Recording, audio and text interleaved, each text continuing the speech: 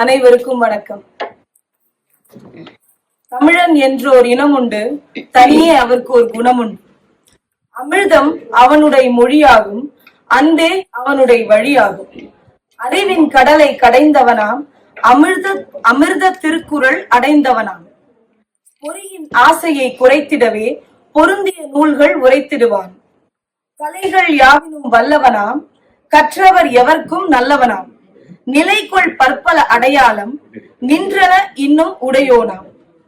சிற்பம் சித்திரம் சங்கீதம், சிறந்தவர் அவனினும் எங்கே சொல். வெற்பின் கருங்கல் களிமண் போல், வேலை திறந்தால் ஒளி பண்ணும். மானம் பெரிதன உயிர் விடுவான், மற்றவர்க்காக துயர்படுவான். தானம் வாங்கிட கூசிடுவான், தருவது மேலென பேசிடுவான் என்னும் நாமக்கல் கவிஞர் வே. ராமலிங்கம் கவிதை வரிகளின் வழி அன்னை தமிழுக்கு என் முதல் வணக்கத்தை உரித்தாக்குகிறேன்.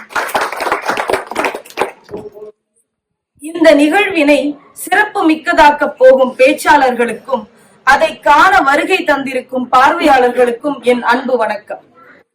தமிழ் காவலர் ஹரிகிருஷ்ணன் முத்துசாமி அவர்களின் தலைமையில் செயல்படும் தமிழ் மொழி பண்பாட்டுக் கழகம் ஓராண்டுக்கு மேலாக வெற்றிகரமாக இணையம் வழியாக நடத்தி வந்த இலக்கிய வனம் நிகழ்ச்சி தன் அடுத்த கட்ட மைல்கல்லாக பொது வெளி மேடையில் தொடர்ந்து நடைபெறுகிறது. உலக தமிழ் ஆர்வலர்களின் நல் ஆதரவோடு சிறப்பாக நடைபெற்றுக் கொண்டிருக்கும் இந்த மாதாந்திர நிகழ்ச்சியை இந்த முக்கிய தினத்தில் முனைவர் சரோஜினி செல்லகிருஷ்ணன் அவர்கள் தலைமையேற்று நடத்த உள்ளார். நிகழ்வுக்கு செல்லும் முன் சிங்கையில் சிறப்பாக நடத்தப்பட்டு வரும் தமிழ் மாதத்தின் ஒரு அங்கமாக தமிழ் மொழி பண்பாட்டுக் கழகம் நடத்திய திருக்குறள் சாதனை நிகழ்வு சிங்கப்பூர் சாதனை புத்தகத்தில், அதாவது சிங்கப்பூர் புக் ஆஃப் ரெக்கார்ட்ஸ், அதில் இடம் பெற்றுள்ளது என்பதை இங்கே பெருமையோடு தெரிவித்துக் கொள்கிறோம். நம் பெருமைக்குரிய தமிழ் மொழி பண்பாட்டுக் கழகத்தின் வரலாற்றினை நாம் தெரிந்து கொள்வோம். தமிழ் மொழி பண்பாட்டுக் கழகம் முன்னாள் அதிபர் அமரர் சி. வி. தேவன் நாயர் அவர்களால் 1980 ஆண்டு ஆகஸ்ட் 2 தோற்றுவிக்கப்பட்டது. அன்றைய துணை பிரதமர் திரு கோ கெங் வி அவர்களால் சிங்கப்பூர் மாநாட்டு மண்டபத்தில் அதிகாரப்பூர்வமாக திறந்து வைக்கப்பட்டது. தமிழ் மொழி பண்பாட்டுக் கழகத்தின் நோக்கங்கள் 2. தமிழ் மொழியை பேசும் மொழியாகவும் வாழும் மொழியாகவும் தக்க வைத்துக் கொள்வது. 2. தமிழ் கலாச்சாரத்தை பற்றிய விழிப்புணர்வை கொண்டு வருவது. தமிழ் மொழி பண்பாட்டுக் கழக தலைவர்கள் விவரம் இதோ. திரு தேவன் நாயர் முதல் தலைவரானார். அவரை தொடர்ந்து திரு வன்னிய சிங்கம் அவர்கள், அவரை தொடர்ந்து திரு பேராயர் துரைசாமி அவர்கள், அவரை தொடர்ந்து திரு வை. திருநாவுக்கரசு அவர்கள் அந்த பதவியை ஏற்றிருந்தார். திரு திருநாவுக்கரசு அவர்கள் காலத்தில் தமிழ் மொழி பண்பாட்டுக் கழகம் திருக்குறள் விழாவினை அறிமுகப்படுத்தி அது இன்று வரை சிறப்பாக நடைபெற்று வருகிறது. திரு வை. திருநாவுக்கரசு அவர்களை தொடர்ந்து 1998 ஆண்டு டிசம்பர் 6 திரு ஹரிகிருஷ்ணன் முத்துசாமி அவர்கள் தலைவரானார். கடந்த 26 ஆண்டுகளாக சிங்கப்பூர் தமிழ் மொழி பண்பாட்டு கழகத்தின் தலைவராக இருந்து வருகிறார். அவர் தலைவராக வந்த பிறகு அதிக மாற்றங்களை கொண்டு வந்து பல புதிய நிகழ்ச்சிகளை அறிமுகப்படுத்தியுள்ளார். இன்று திருவள்ளுவர் விருது, தமிழ் மணி, நாளும் ஒரு குறள், ஔவையார் விருது, பாரதியார் விழா, பாரதியார் விருது, உள்ளூர் எழுத்தாளர்கள் கவிஞர்களுக்கு பாராட்டு, மாதர் அணி, இளைஞர் அணி, தொண்டூழியர் அணி, தொண்டூழியர் தினம், உரையாடல், பேச்சாளர் மன்ற போட்டிகள், பட்டிமன்றங்கள், கருத்தரங்கங்கள் என இன்னும் பல்வேறு தமிழ் சேவைகளை ஆற்றி வருகிறது தமிழ் மொழி பண்பாட்டுக் கழகம்.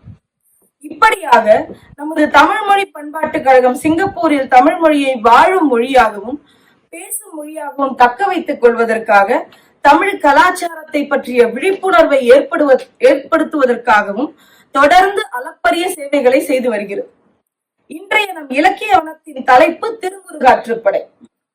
10 பாட்டு என வழங்கப்படும் நூல்களுள் முதலில் வைத்து எண்ணப்படுவது திருமுருகாற்றுப்படை. இந்த நூல் மதுரையை சேர்ந்த நக்கீரன் என்னும் புலவரால் இயற்றப்பட்டது. முருகப்பெருமானை பாட்டுடை தலைவனாக கொண்ட இந்த நூல் 317 அடிகளை கொண்ட ஆசிரியப்பாவால் ஆக்கப்பட்டுள்ளது. ஆற்றுப்படுத்தல் என்னும் சொல் வழிப்படுத்துதல் என்னும் பொருள்படும். முருகாற்றுப்படை என்னும் போது வீடு பெறுவதற்கு பக்குவமடைந்த ஒருவனை வீடு பெற்ற ஒருவன் வழிப்படுத்துவது என்ற பொருள்படும் என்பது நச்சினார்க்கினியருடைய கூற்று. இப்பாடலின் பொருளையும் சுவையையும் இன்றைய பேச்சாளர்கள் வாயிலாக பருக உங்களைப் போலவே நானும் ஆவலாக இருக்கிறேன். இப்படி ஒரு சிறப்புமிக்க நிகழ்ச்சியை, இலக்கிய நிகழ்வை செவ்வனே வழி நடத்த நாம் நமது இன்றைய நிகழ்வின் நடுவர் பெருந்தகையை அறிமுகம் செய்யும் நேரம் இது.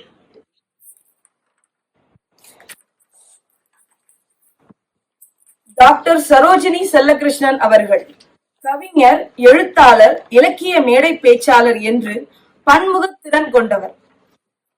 கவியாசிரியர் கண்ணதாசன் தாமே கைப்பட எழுதி அளித்த வாழ்த்து மங்களத்தை பெற்றவர்.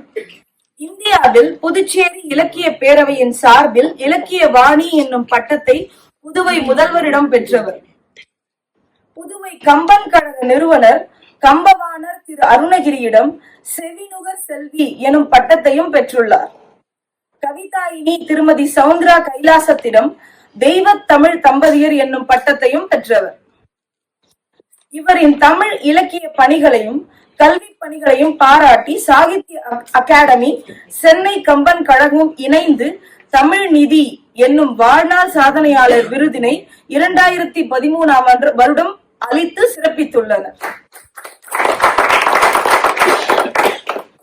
சிங்கை பள்ளி தமிழ் மொழி மையத்தின் ஒருங்கிணைப்பாளர் மற்றும் சிங்கை சமூக அறிவியல் பல்கலைக்கழக தமிழ் இளங்கலை பட்ட வகுப்புகளுக்கு அசோசியேட்டாகவும் பணியாற்றி வருகிறார். கம்பன் கருத்து களஞ்சியம் என்னும் தொகுப்பு நூலையும் கண்ணதாசன் படைப்புகளில் பெண்கள் என்னும் ஆய்வு நூலையும் எழுதி வெளியிட்டுள்ளார். மணியன் நாவல்களில் பெண்கள், மேதமை சான்ற மாதரர், பாண்டியன் பரிசில் பெண்ணியம், கண்ணதாசனின் கிருஷ்ண அந்தாதியும் ஆழ்வார்களும், கம்பனின் உபநிடதம், காலந்தோறும் பெண்மை முதலான ஆய்வு கட்டுரைகளை இந்தியாவிலும் அனைத்துலக ஆய்வரங்குகளிலும் படைத்துள்ளார். சென்ற ஆண்டின் முதல் நாள் time for all YouTube channel நடத்திய 12 மணி நேர இடைவிடாத கருத்தரங்கில் முதல் நிகழ்ச்சி முதல் நடுவராக இருந்து சிங்கப்பூர் புக் ஆஃப் ரெக்கார்ட்ஸில் இடம்பெற்றது சிறப்பு. சென்ற ஆண்டின் முடிவில் சிங்கப்பூரில் பாரதியார் விருதும் பெற்றுள்ளார். இதோடு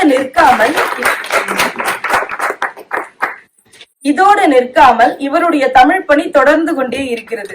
இந்த ஆண்டு முதல் நாள் time for all YouTube channel நடத்திய 12 மணி நேர இடைவிடாத பல்சுவை நிகழ்ச்சியில் முதல் நடுவராக இருந்து சிங்கப்பூர் புக் ஆஃப் ரெக்கார்ட்ஸில் இடம்பெற்றது சிறப்பு. இப்பொழுது மேடையை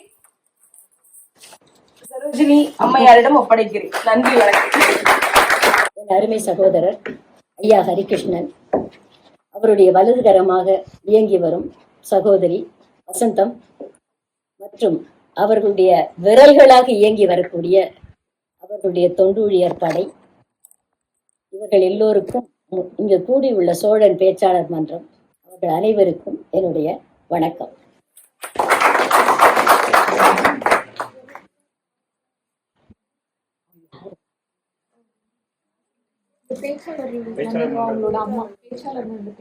உறுப்பினரோட அம்மா, இந்த மன்ற உறுப்பினருக்கு வணக்கம் சொல்றதை விட உறுப்பினருடைய அம்மாவுக்கு தான் நான் முதல்ல எனக்கு எப்பயுமே பேச்சாளர் மன்றத்துல பேச வர்றதுனாலே ஒரு பயம் இருக்கும்.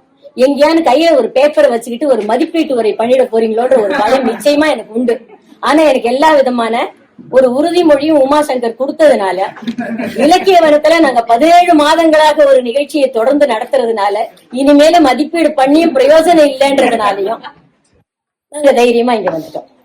இப்ப இந்த திருமுருகாற்றுப்படை இப்ப பாருங்க, இதுல கொடுத்திருக்கிற நேரம் இருக்கே பாவம்.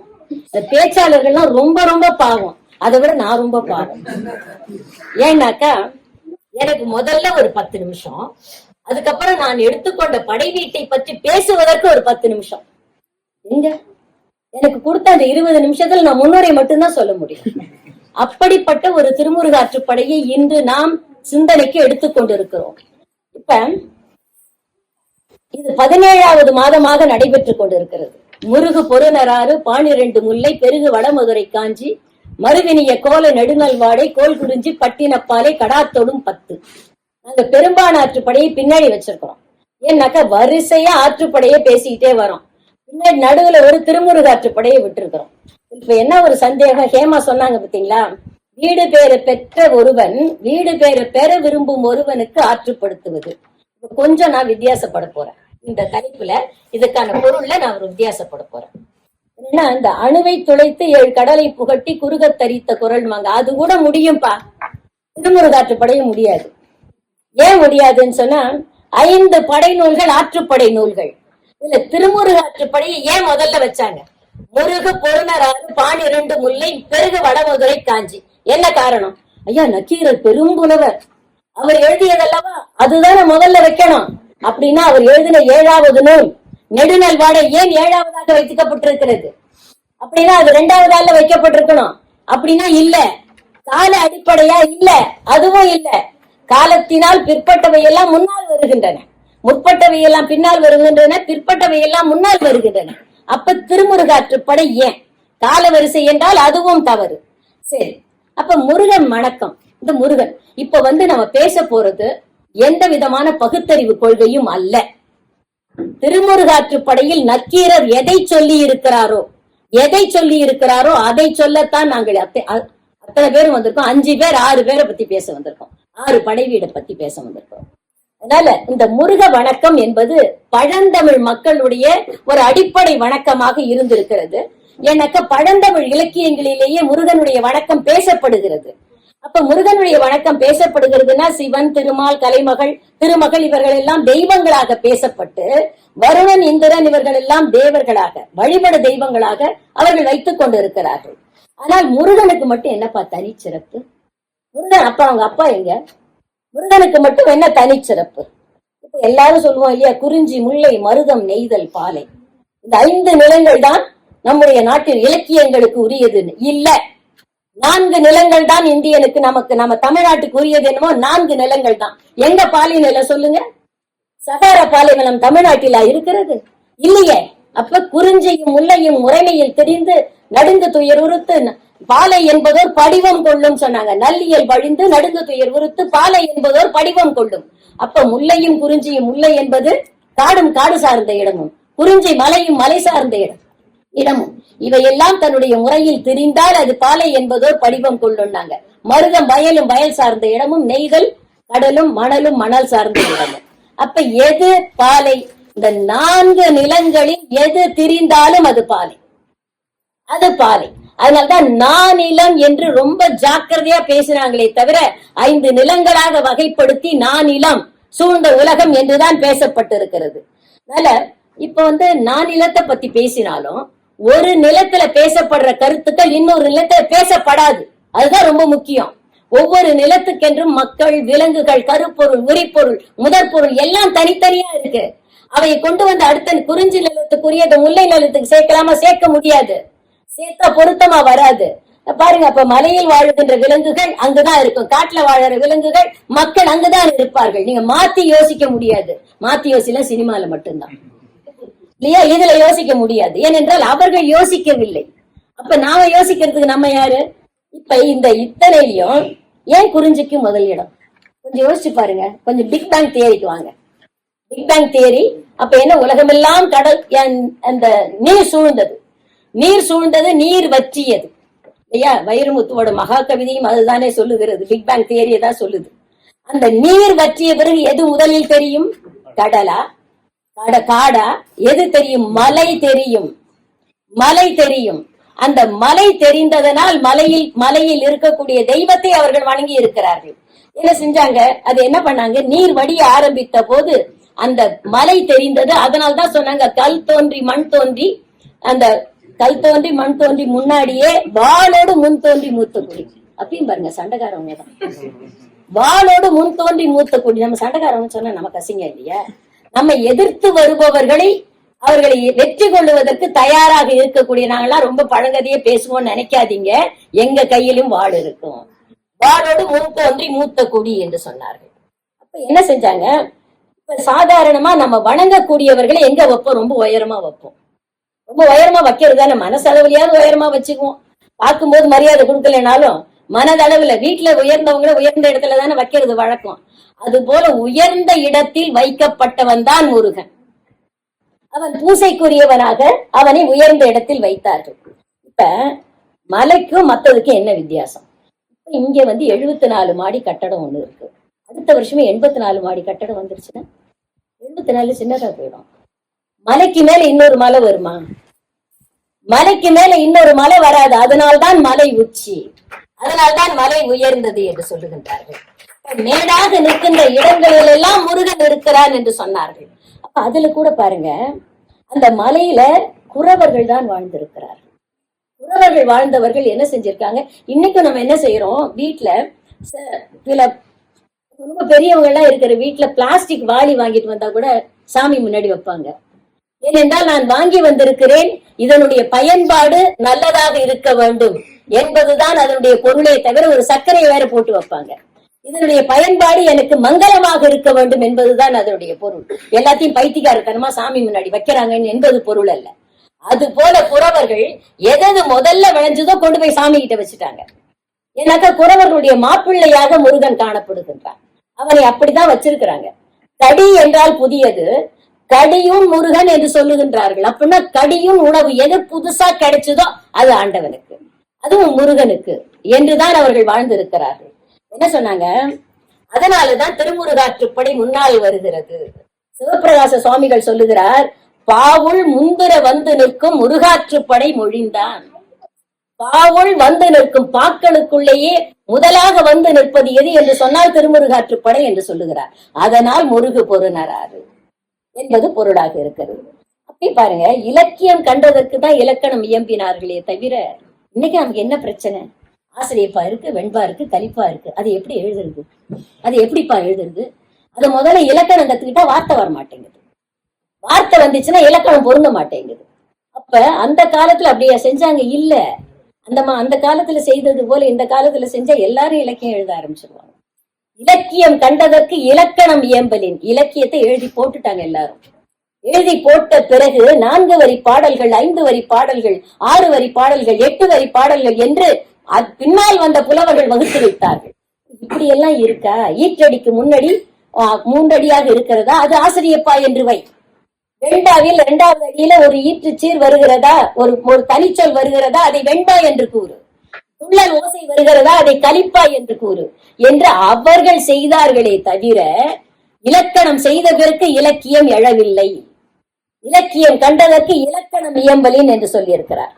அதனாலதான் தொல்காப்பியர் இந்த பிரச்சனையெல்லாம் வேண்டாம், கூத்தரும் பாணரும் பொருணரும் விரலியும் ஆற்றிடை காட்சி உணரத் தோன்றி பெற்ற பெருவளம் பெறார்க்கு அறிவுரி சென்று பயன் எதிர சொன்ன பக்கமும். கூத்தரும் பாணரும் பொருணரும் விரலியும், இவங்கெல்லாம் யாரு? கூத்தர் டான்ஸ் ஆடுறவங்க, பொருணர் இசை வாசிப்பவர்கள், பாட்டு பாடுறவங்க, விரலியர் ஆட்டம் ஆடுபவர்கள். 4 வந்துருச்சு பாத்தீங்களா?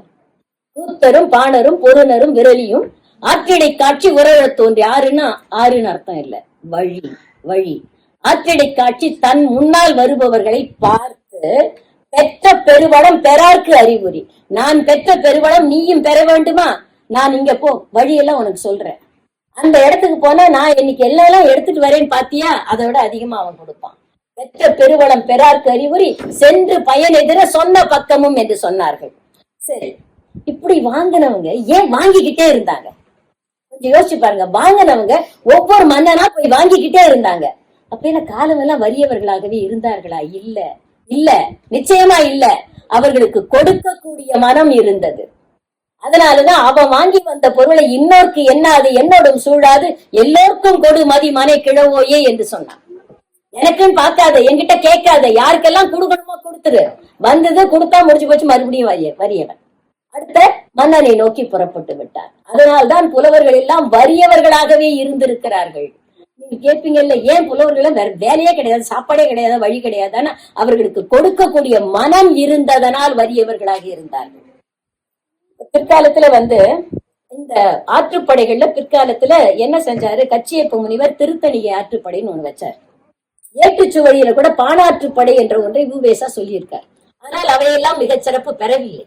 இன்றைக்கு இந்த ஆற்றுப்படைகள் கூத்தரும் பாணரும் பொருணரும் விரலியும் என்று சொன்னேனே, அந்த ஆற்றுப்படைகள் பெற்ற சிறப்பை மற்ற ஆற்றுப்படைகள் பெறவில்லை. இப்ப நக்கீரர், இந்த நக்கீரர் யார்? நக்கீரர் யார்? கீர் என்ற சொல்லுக்கு என்னன்னா சிறந்த சொல் என்பது பொருள்.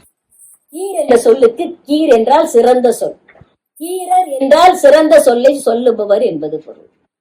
ந என்றால் சிறப்பு, சிறந்த சொல்லை சிறப்பாக சொல்லக்கூடியவர்களுக்கு நப்பூதனார், நக்கண்ணையார் என்ற பெயர்கள் தானே இலக்கியத்தில் இருக்கிறது. அந்த வழியில் தான் நக்கீரர். நீங்க போகணும்னா திருவிளையாடு புராணம் போகணும். திருவிளையாடு புராணத்துல தருமிக்கும் சிவபெருமானுக்கும் நடந்த இந்த உரையாடல் நமக்கு பிரச்சனையே இல்லை. நக்கீரருக்கும் சிவபெருமானுக்கும் நடந்த உரையாடல். அப்ப என்ன அவர் சொல்றாரு, நீங்க எழுதின பாட்டு குற்ற முடியாது, அதெல்லாம் விட்டுடுங்க. என்ன பேசுறாரு இவரு? இந்த உன் பாட்டு தப்புன்னவன இவர் என்ன சொல்றாரு? அங்கம் புழுதிபட என்ன சொல்றாரு? அங்கம் புழுதிபட உன்னுடைய கால்களை விரித்து வைத்து கீர் கீர் என்று அறுக்கின்ற கீரர் குலத்தில் வந்தவனே நீயா என் பாட்டு குற்றமுடையது என்று கேட்கிறார். சங்கருப்பதெங்கள் குலம் சங்கரனார் கேது குலம் என்று ஒரு வசனம் வரும். இப்ப பாருங்க, ஒரு படை எடுக்கணும்னா கூட எப்படிப்பட்ட ஒரு ஆய்வுரை தேவைப்படுகிறது. கீரர் என்பது சங்கினை அறுக்கின்றவர்கள், அறிவாளை கொண்டு சங்கினை அறுப்பவர்கள், அந்த சங்கினை அறுத்து வளையல்கள் செய்பவர்கள் தான் கீரர். அதாவது யார் கீரரா இருக்க முடியும்? எல்லாருமா? வேள்வி செய்ய முடியாத அந்தணர்கள், தன்னால் மிகப்பெரிய சிறப்பை பெற முடியாத அந்தணர்கள், அறிவாள் அந்த அரம்போன்னு சொல்லுவாங்க இல்லையா, அதை எடுத்துக்கொண்டு சங்கினை அறுத்து இருக்கிறார்கள். அதான் அங்கம் புழுதிபட. அதை அறுக்கும் போது அங்கமெல்லாம் புழுதிபடுகிறது அல்லவா? அதனால் கால்களை விரித்து வைத்துதானே சங்கினை பிடித்துக் கொண்டிருக்கிறாய். கீர் கீர் என்று அறுக்கின்ற குலத்தில் வந்தவனே என்று கேட்கிறார். அப்ப இந்த நக்கீரர் என்பவர் அந்த குலத்தில் பிறந்தவராக இருக்கக்கூடுமோ? எனக்கு இன்னைக்கு கல்கத்தால சங்க இருக்கிற தெருன்னு ஒண்ணு இருக்கு. சங்க இருக்கிற தெருன்னு ஒண்ணு இருக்கு. அதாவது அப்ப சங்க இருக்கும் தெரு என்றே ஒன்று இருக்கு. அப்ப ஆற்றுப்படைகள் எல்லாம் பாத்தீங்கன்னா வெறும் உணர்ச்சி கொந்தளிப்பு தான். அவன் என்ன நினைக்கிறானோ அதை அப்படியே உணர்வாக சொல்லிட்டு போயிட்டே இருப்பான். அக்காலத்துல திருமணம்னா பெண்களுக்கு பணம் கொடுக்கணும். நல்லா இருக்குல்ல கேட்க? திருமணம்னா பெண்களுக்கு ஆண்கள் பணம் கொடுக்க வேண்டும். இன்றைய போல இல்ல. அப்படி பணம் கொடுக்க முடியாத தருமி தான் போய் அங்க பாட்டு கேட்டான். எனக்கு கல்யாணம் பண்ணிக்க வழி இல்லை, அதனால எனக்கு பணம் பெற்றுக் கொடு என்று கேட்டவன் அவன். அப்படிப்பட்ட வழியில் வந்த நக்கீரரால் இயற்றப்பட்டதுதான் திருமுருகாற்றுப்படை. என்னுடைய முன்னுரை நிறைவு பெற்றது. திருப்பரங்குன்றம் என்ற படை வீடு, அதைத்தான் நான் தொடங்குகிறேன். திருப்பரங்குன்றம் என்ற படை வீடு. இந்த திருப்பரங்குன்றம் என்ற படை வீடு எப்படி ஆரம்பிக்கிறாரு? இந்த நூலை ஆரம்பிக்கும் போது பாருங்க, உலகம் உவப்ப வலநேர்வு திரிதரு பலர்புகள் ஞாயிறு கடற்கண்டாங்கு ஓவரை இமைக்கும் சேன் விளங்கு அவிர் ஒளின்றார். ஏன் உலகம்? ஏன் உலகம்? வேற ஏதாவது வைக்க கூடாதா? கம்பராமாயணத்தை பார்த்தா உலகம் யாவையும் தாமுள ஆக்கலில் நிலைபெறுத்தலில் நீக்கலும் நீங்களா. இங்க கொண்டு வந்தீங்கன்னா, திருவள்ளுவர் பிள்ளை கொண்டு வந்தீங்கன்னா, முதற்றே உல ஆதி பகவன் முதற்றே உல. ஆக உலகம் என்பதுதான் புலவர்களுடைய முதல் அடிப்படையாக இருந்திருக்கிறது. உலகம் யாவையும் தாமூல ஆக்கலும் என்று கம்பன் சொன்னான். இங்கு உலகம் உவப்ப பலர் புகழ் ஞாயிறு பலநேர்வு திரிதரு பலர் புகழ் ஞாயிறு கடற்கண்டாங்கன்ற. ஒண்ணும் இல்லைங்க, காலையில விடியுது, அவ்வளவுதான். எப்படி வருகிறது? வலப்புறமாக சுற்றி வருகின்ற சூரியன் வருகிறான், இவ்வளவுதான். இப்ப இந்த நக்கீரர் இத பாடுறதுக்கு ஒரு காரணம் இருக்கணும் இல்லையா? அதுக்கு ஒரு சின்ன கதை இருக்கு. சும்மா இருக்க மாட்டாரு. திருக்காலத்துக்கு போயிருந்தார் நக்கீரர், அதுக்கும் ஒரு கதை இருக்கு. அது அதுக்கப்புறம் நக்கீரர் திருக்காலத்தி மலைக்கு போயிருக்கும் போது அங்க என்ன செஞ்சிருக்காரு, அங்க உட்கார்ந்துருக்காரு. அந்த ஆற்றங்கரையில உட்கார்ந்து இருக்கும் போது ஒரு பழுப்பு இலை கீழே விழுது. அந்த இலை பாதி மீனாகவும் பாதி பறவையாகவும் மாறியது. பறவை நிலத்தை நோக்கி இழுக்கிறது, மீன் நீரை நோக்கி இழுக்கிறது. ரெண்டையும் பார்த்து சிவபூசை செய்து கொண்டிருக்கக்கூடிய நக்கீரருக்கு கொஞ்சம் மனசு தடுமாறி விட்டது. அந்த தடுமாறத்துக்காக தானே எல்லாருமே காத்துட்டு இருப்பாங்க. அப்போது கற்கி முகி என்ற அரக்கி அவர் அப்படி தூக்கிட்டார். நக்கீரரை கொண்டு போய் ஒரு குகையில வச்சாச்சு.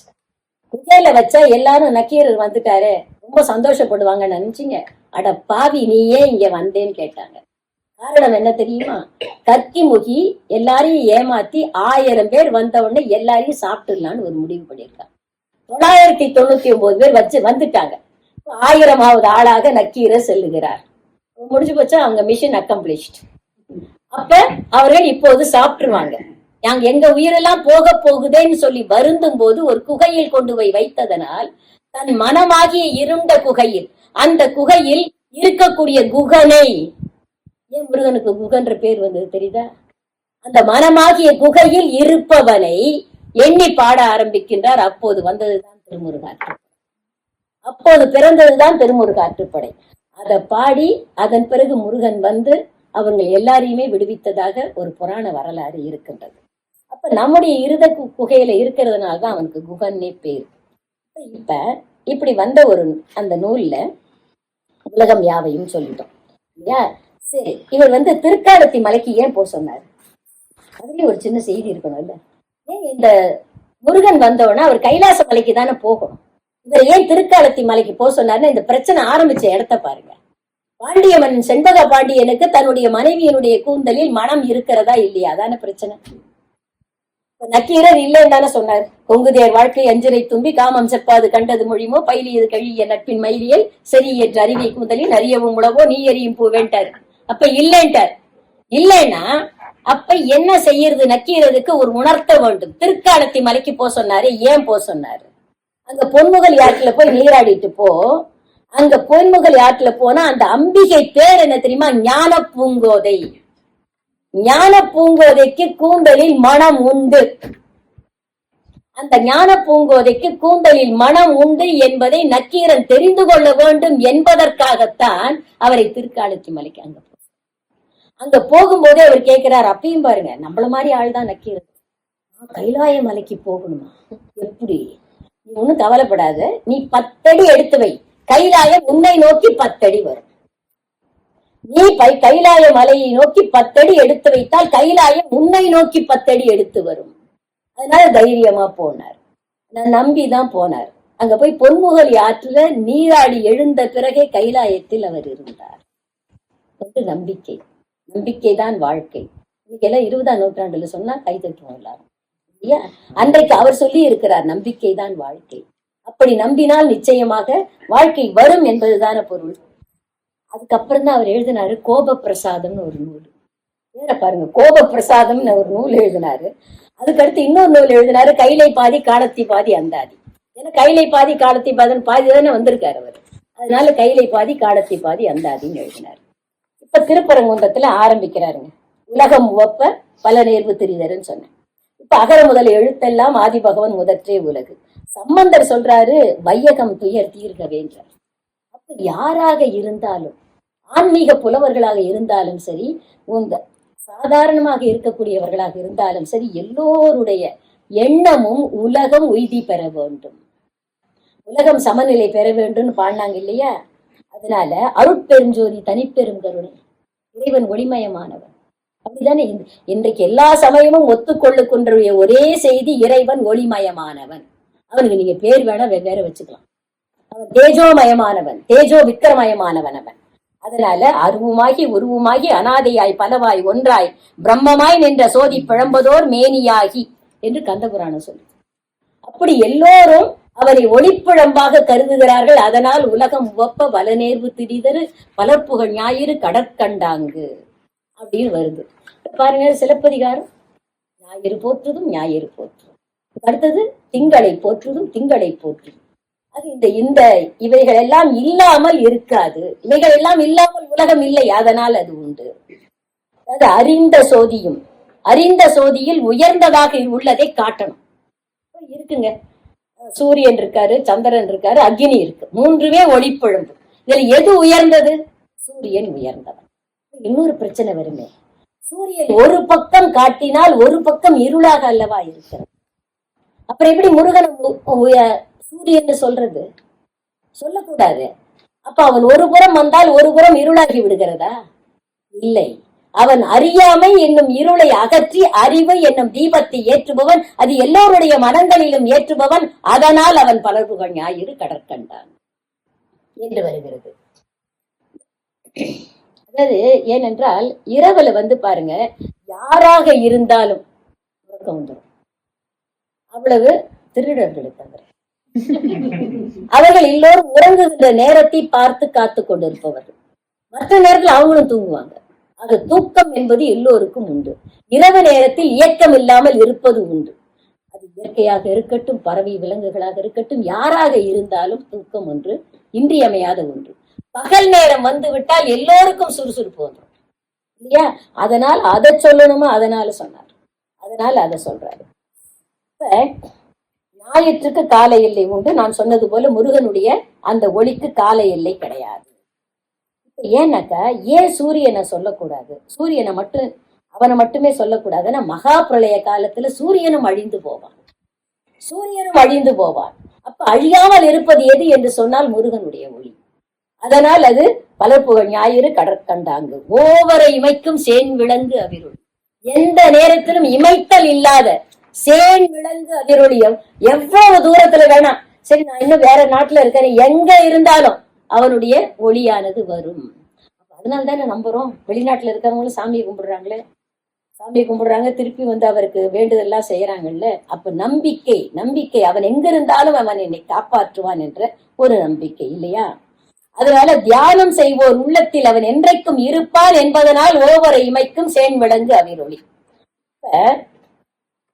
ஒரு கதவை அடைச்சா ஒரு கதவு திறக்கும், இவன் கதவை அடைக்கவே அடைக்காது. அதுதான் ஒரு வித்தியாசம். அதனால என்ன சொல்றான், அறியாமை இருளகற்றி அறிவொளி தருபவன் முருகன், ஒளியால் அறியாமை இருளகலும். அதுதான் இல்லையா? இப்ப நம்ம ஏன் இத நமக்கு எப்பயும் தெரியும். ஒரு ஒளி இருக்கு, விளக்கு இருக்கு, ஒரு மரக்கால் போட்டு மூடிடுறோம். முன்ன விளக்கு தெரியுமா? தெரியாது. இந்த மரக்கால தூக்குனா விளக்கு தெரியும். அந்த மரக்கால் யாருன்னு நினைக்கிறீங்க? நம்ம தான். ஆணவம், கண்மம், மாயை இவையெல்லாம் தான் மரக்கால். அதுவே நம்ம மறைச்சுக்கிட்டு இருக்கோம், மறைச்சுக்கிட்டு இருக்கு. அது விலகும் போது இறைவன் தெரிகிறான், இறைவன் தெரிகிறான், இறைவனை நாம் அறிகிறோம். அதனாலதான் அவன் ஓவரை இமைக்கும் சேன் விளங்கு அவிரொளி. இந்த ரெண்டு படி இப்படி போய்கிட்டு இருக்கிறேன், நான் எங்க திருப்பரங்குன்றத்தை முடிக்கிறது? உங்களுக்கு வர்ற சந்தேகம் இல்லையா? அப்ப எடுத்த உடனே என்ன வருது? அவனுடைய திருவடி சிறப்பு. இனிமேலாம் ஜம்பிங் தான். திருவடி சிறப்பு. அவனுடைய நெடுத்தவன அவனுடைய கால். இங்க பாருங்க, நம்ம ஒரு பொண்ணு வரா, ரொம்ப அழகான ஒரு பொண்ணு வரா. அவளை என்னன்னு சொல்லுவோம்? கேசாதி பாதம். அங்கேருந்து தானே பாப்பீங்க, உண்மையை சொல்லுங்க. கேசாதி பாதம், மேலேந்து கீழே பாப்பீங்க. யாராவது கீழேந்து மேல பாப்பீங்களா? மேல பாக்குறது ஒரு இடத்துலதான் கோயில்ல. அது பாதாதி கேசம், பாதாதி கேசம். ஏன் என்று சொன்னால் இறைவனுடைய திருவடிதான் சிறப்பு. கம்பராமாயணத்தில் சொல்லுவான், உன்னுடைய பெயரை விட உன் நாமம், உன்னை விட உன் நாமம் சிறப்புடையதுப்பான்னு. அது போல அவனை விட அவன் திருவடி சிறப்புடையது. அதனாலதான் என்ன சொல்றான், இப்படி கை காட்டுவாங்க தெரியுமா? இந்த கை காட்டுறது இந்த ஆணவம், கண்மம், மாயை இதெல்லாம் விட்டுட்டா இது பதி, இது பாசம் ஒன்னா சேர்ந்து. அதுக்கு என்ன வழி? இப்படி கை காட்டுவாங்க. காலில் விழு, காலில் விழுன்னா எனக்கு பிடிக்கல, நான் அப்படி வணங்கி பழக்கம் இல்லை, அதனால எனக்கு பிடிக்காது. ஆனால் சரணாகதி, சரணாகதி என்றால் காலில் விழறது இல்ல, எல்லாவற்றையும் விட்டு விட்டு நான் விழுவது. என்னுடைய ஆணவம், கண்மம், மாயை எல்லாமும் தேவையில்லை என்று நான் விழுகிறேனே, அதுதான் சரணாகதி. அடைந்தவர் கொண்டு அருளானாயின், உடைந்தவர் கொண்டு ஒருளானாயின் அறம் என்னாம் ஆண்மை என்னாம் என்று கேட்டானே, அந்த சரணாகதி, அந்த சரணாகதி. ஏன் திரௌபதிக்கு செய்யல? அவ எவ்வளவு நேரம் கையை மூடிக்கிட்டு இருந்தா? கையை மூடிட்டு இருந்தது வரைக்கும் கண்ணன் தேர்ந்து புடவை வரலையே, வரவே இல்லை. ஒன்னால முடியல, பாத்துக்க, ஒன்னால முடிஞ்சா காப்பாத்திக்க தானே பேசாம இருந்தாரு. எப்போது இரு கரங்களையும் விட்டு விட்டு கையை உயர்த்தினாலோ அப்போது முதல் புடவை வளர்ந்தன வளர்ந்தன வளர்ந்தனவே என்று சொல்லுகிறான் பாரதி. அப்போது சரணாகதி அதுதான். இனி நீயே சரண் என்று புகுவதுதான் சரணாகதி. அதுக்கு என்ன சரணாகதி? அவன் காலில் விடணும்னு அர்த்தம் இல்லை. இந்த 3 குணமும் போயிட்டா போறோம். நம்மள்ட்ட எல்லாம் இல்லைன்னு நினைக்கிறீங்களா? சத்தியமா இருக்கு. நம்ம பிள்ளைங்கள்ட்ட கூட இருக்கு. என்ன அவன் எதிர்த்து பேசுறதா? அங்குதான் வருது ஆணவம் இல்லையா? எல்லா இடத்திலும் ஆணவம் இருக்கிறது, கண்மம் இருக்கிறது, மாயை. எதெல்லாம் உண்மைன்னு நினைக்கிறோமோ அதெல்லாம் தான் மாயை. அவன் எப்படி தர வீடு வாங்குவான்? நான் மட்டும் எப்படி 5.5 வீட்டுல இருக்கிறது? அதுவும் வீடுதான், இதுவும் வீடுதான். இங்க இருந்தாலும் சாவு வரும், அங்க இருந்தாலும் சாவு வரும். இந்த நிலை புரிந்து கொண்டால் மாயை விலகிவிடும். எது உண்மை என்று தெரிந்து கொண்டால் மாயை விலகிவிடும். ஆணவம், கண்மம், மாயை மூன்றையும் விட்டுவிடு, அதுதான் சரணாகதி. நீ போய் ஆண்டவனை பாரு, காலில விழு, அதெல்லாம் கிடையவே கிடையாது. அதான் நானே ஒத்துக்க மாட்டேன். அப்ப உங்கள் மனம் என்கிட்ட ஒண்ணுமே இல்ல, என்னை மீறி ஒருவன் இருக்கிறான். எல்லாருமே அதை நம்புறோம் இல்ல? எல்லோருக்கும் மேல் ஒருவன் இருக்கிறான், அவனுக்கு வெவ்வேறு பேர் வைங்க. ஒருவன் இருக்கிறான்னு நினைக்கிறோம் இல்லையா? அவனை நம்புங்கள், அவனுக்கு சரணாகதி ஆகுங்கள், நிச்சயமாக நடக்கும். அந்த 3 குணம் போயிட்டாலே அவனே தெய்வம் ஆயிடுவானே. மனிதன் என்பவன் தெய்வமாகலான்னு எப்ப சொன்னான்? இந்த 3 போனான். இந்த 3 தான் போவாதே, கடைசி வரைக்கும் போகாதே. 80 வயசு தாத்தா படுக்கையில படுத்திருக்காரு. அவர் டாக்டர் பாக்குறாரு, இன்னும் 1 வாரம் இருப்பாரு பாருங்க. ஐயோ, என் பேரன் கல்யாணத்தை பார்க்கணும், சீக்கிரம் கல்யாணத்தை முடிங்க. கல்யாணத்தை முடிச்சிடுறாங்க. முடிச்ச உடனே தாத்தா ஏஞ்சி உட்காந்துடுறாரு.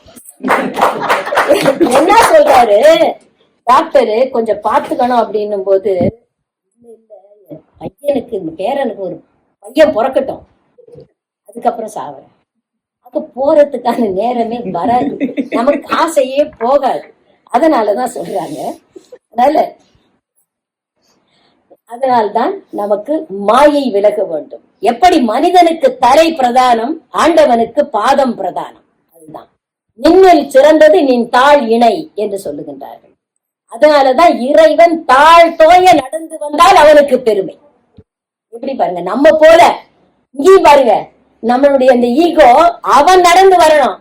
இறைவன் தன்னுடைய பாதங்கள் தோய நடந்து வரணும். நடந்து வந்தால் அவனுக்கு பெருமை. அப்படி வருபவனை ஏற்றுக்கொள்வது நமக்கு பெருமை. அதுதான் முக்கியமானது இல்லையா? அதனாலதான் அவர் சொல்றாரு, தனக்கு உவமை இல்லாதான் தாழ் சேர்ந்தார் கல்லால் மனக்கவலை மாற்றல் அரிது. அவன் உவமையே கிடையாதுப்பா. இவனை மாதிரி அவனை மாதிரி சொன்னாங்க இல்லையா? கணவனை இழந்தோருக்கு காட்டுவது இல்லை என்று சொல்லுவார் சிலப்பதிகாரத்துல. யாருக்கிட்டையாவது பிள்ளைங்க இறந்து போனா என்ன பிள்ளையா நினைச்சுக்கோ, மகளா நினைச்சுக்கோ, எல்லாம் சொல்லலாம். மனைவி கிட்ட போய் கணவனை இழந்தோர்க்கு நாளை முதல் என்னை கணவனாக நினைத்துக்கொள் என்று யாராலும் சொல்ல முடியாது இல்லையா? அது போல தனக்கு ஓமை இல்லாதார் இவனுக்கு ஓமையாக யாரையும் சொல்ல முடியாது. இல்லாதான் தாழ் சேர்ந்தார் கல்லால், அவன் பாதங்களை சேர்ந்தவர்களுக்கு அல்லால் மனக்கவலை மாற்றல் அறிது. அப்ப என்ன, சாமி கும்பிட்டாதான மனக்கவலை? இல்ல, உங்கள்கிட்ட இருக்க அத்தனை தீய குணங்களும் போனாலே உங்களுக்கு மனக்கவலை இருக்காது. யோசிச்சு பாருங்க, நிச்சயமா இருக்காது. இப்ப வண்டி ஓடுது, நம்மளும் ஓடுறோம், ரொம்ப கஷ்டமா இருக்கு. ஓடிக்கிட்டே இருக்கோம், வண்டியை பிடிக்கிற வரைக்கும் தான் கஷ்டம். பிடிச்சிட்ட பிறகு வண்டி ஓடும், நம்ம பிடிச்சிக்கிட்டே இருக்கலாம். அதுதான் ஆண்டவனுடைய பாதங்களை பிடித்த பிறகு, அவனுடைய சரணாகதி அடைந்த பிறகு, அதுக்கப்புறம் அவன் பிரச்சனை. என் கடன் பணி செய்து கிடப்பது ஒண்ணு, ரொம்ப சந்தோஷப்படாத இறைவன் பாக்குற சொல்றாரு இவரு. என் கடன் பணி செய்து கிடப்பதா, ஆக ஒரு அடியவன் கிடைச்சிட்டான்னு நினைக்காத. தன் கடன் அடியேனையும் தாங்குதல். உன் வேலை என்ன தெரியுமா? என்னையும் சேர்ந்து பார்த்துக்கிறது. அவருக்கு ஒரு வேலையை கொடுத்துட்டு என் கடன் பணி செய்து கிடப்பதை. எவ்வளவு ஒரு கேர்ஃபுல் பாருங்க. உறவர்கள்லாம் சாதாரணமா சொல்றோம், தமிழை சாதாரணமா சொல்றோமே. தமிழ் சாதாரணமா அவர் அசாதாரணமான தமிழ் இல்ல. அப்ப இந்த திருப்பரங்குன்றத்துல சொல்லும் போது அவனுடைய கரங்களை சொல்லுகிறார்கள். கரங்களை சொல்லும் போது பாருங்க, அடியார்களுக்கு அருள் செய்யக்கூடியது கால் இல்லையா? சொல்லிட்டோம் இல்லையா? கை என்ன?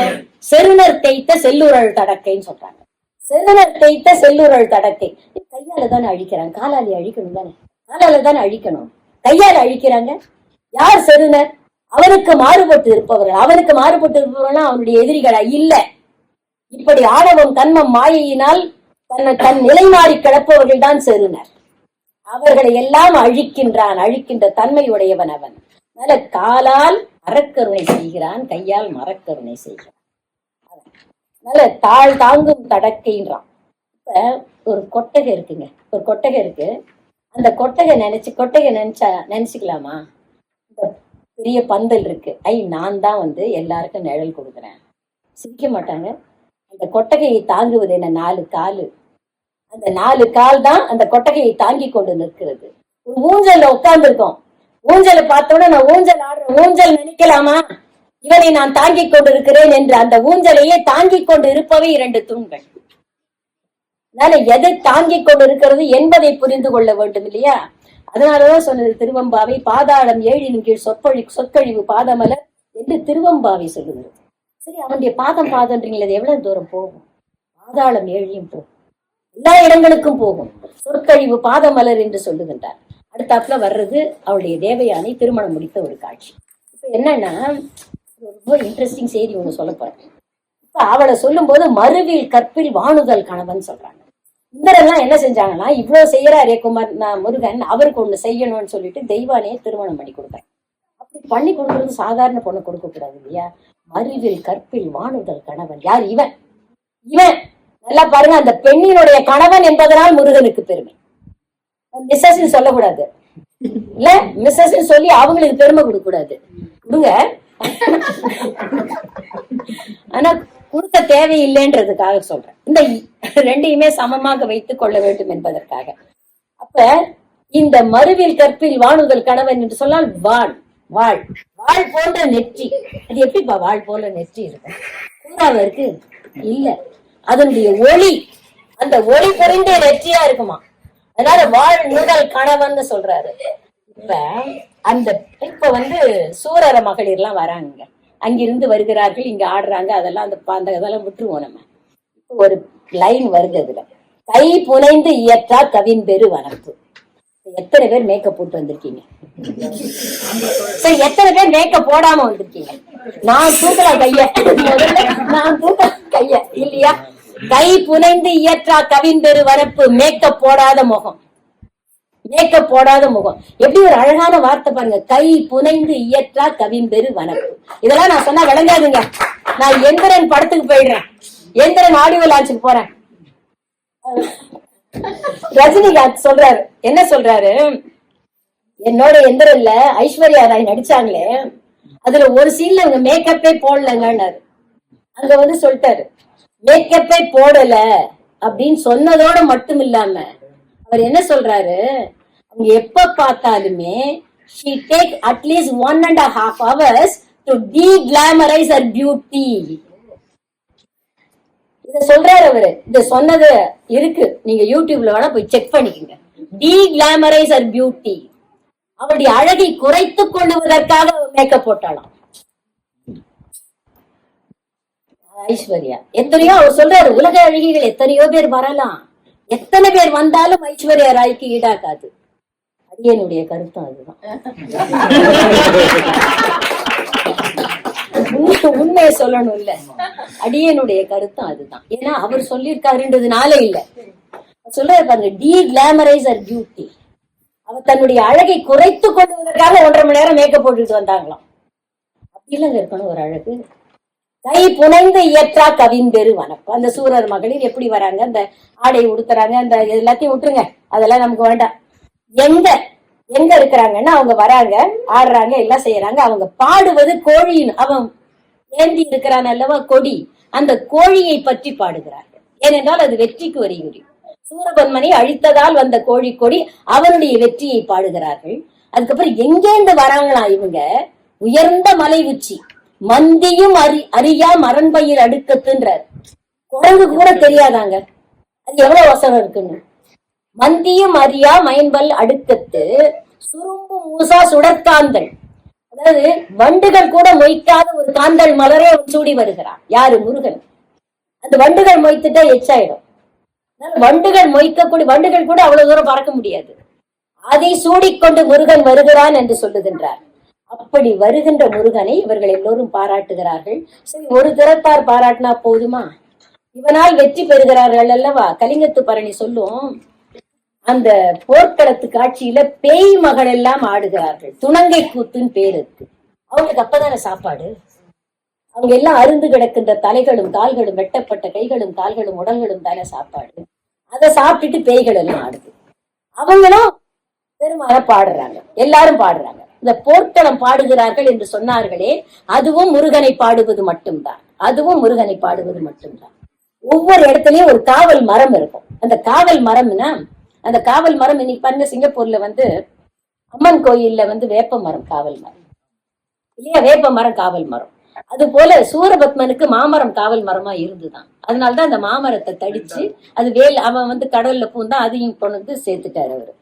அதனால இந்த சேவடி அவன் வருகிறான். ஒருவன் வரும்போது அவன் சேவடி படரும் செம்மல் உள்ளமோடு வருகிறான். எப்படின்னா இவனுடைய பாதங்களை அடைய வேண்டும் என்ற ஒரு எண்ணத்தோடு வருகிறான். எண்ணத்தோடு வருகும்போது என்ன எண்ணம் அவனுக்கு வேற எதையும் இல்ல, அந்த சேவடி படரும் செல்மல் உள்ளமோடு அவனுடைய சிவந்த அடிகளை படர வேண்டும் என்ற எண்ணத்தோடு அவன் வருகிறான். அப்படி வரும்போது நம்ம பேயா இருந்தா கூட வீட்டுல என்னதான் மனைவி புடுங்கினாலும் அவங்க ஊருக்கு போனா கஷ்டமா இருக்குல்ல. பாலகுமாரன் எழுதுவாரு, அதாவது மனைவி ஊருக்கு போயிட்டா நெளிந்தாடும் சேலை இல்லா துணி கொடியும் வாளியும் கிணற்றடியும் வரழுகின்றன அவளை போல் என்னை போல் அவள் இல்லா வெறுமையினால். சுஜாதா எழுதுவாரு, நான் உடம்பு சரியில்லை டாக்டர்கிட்ட போனேன், அவர் இருமலான்னு கேட்கிறாரு, நிர்மலான்னு என் காதுல விழுது.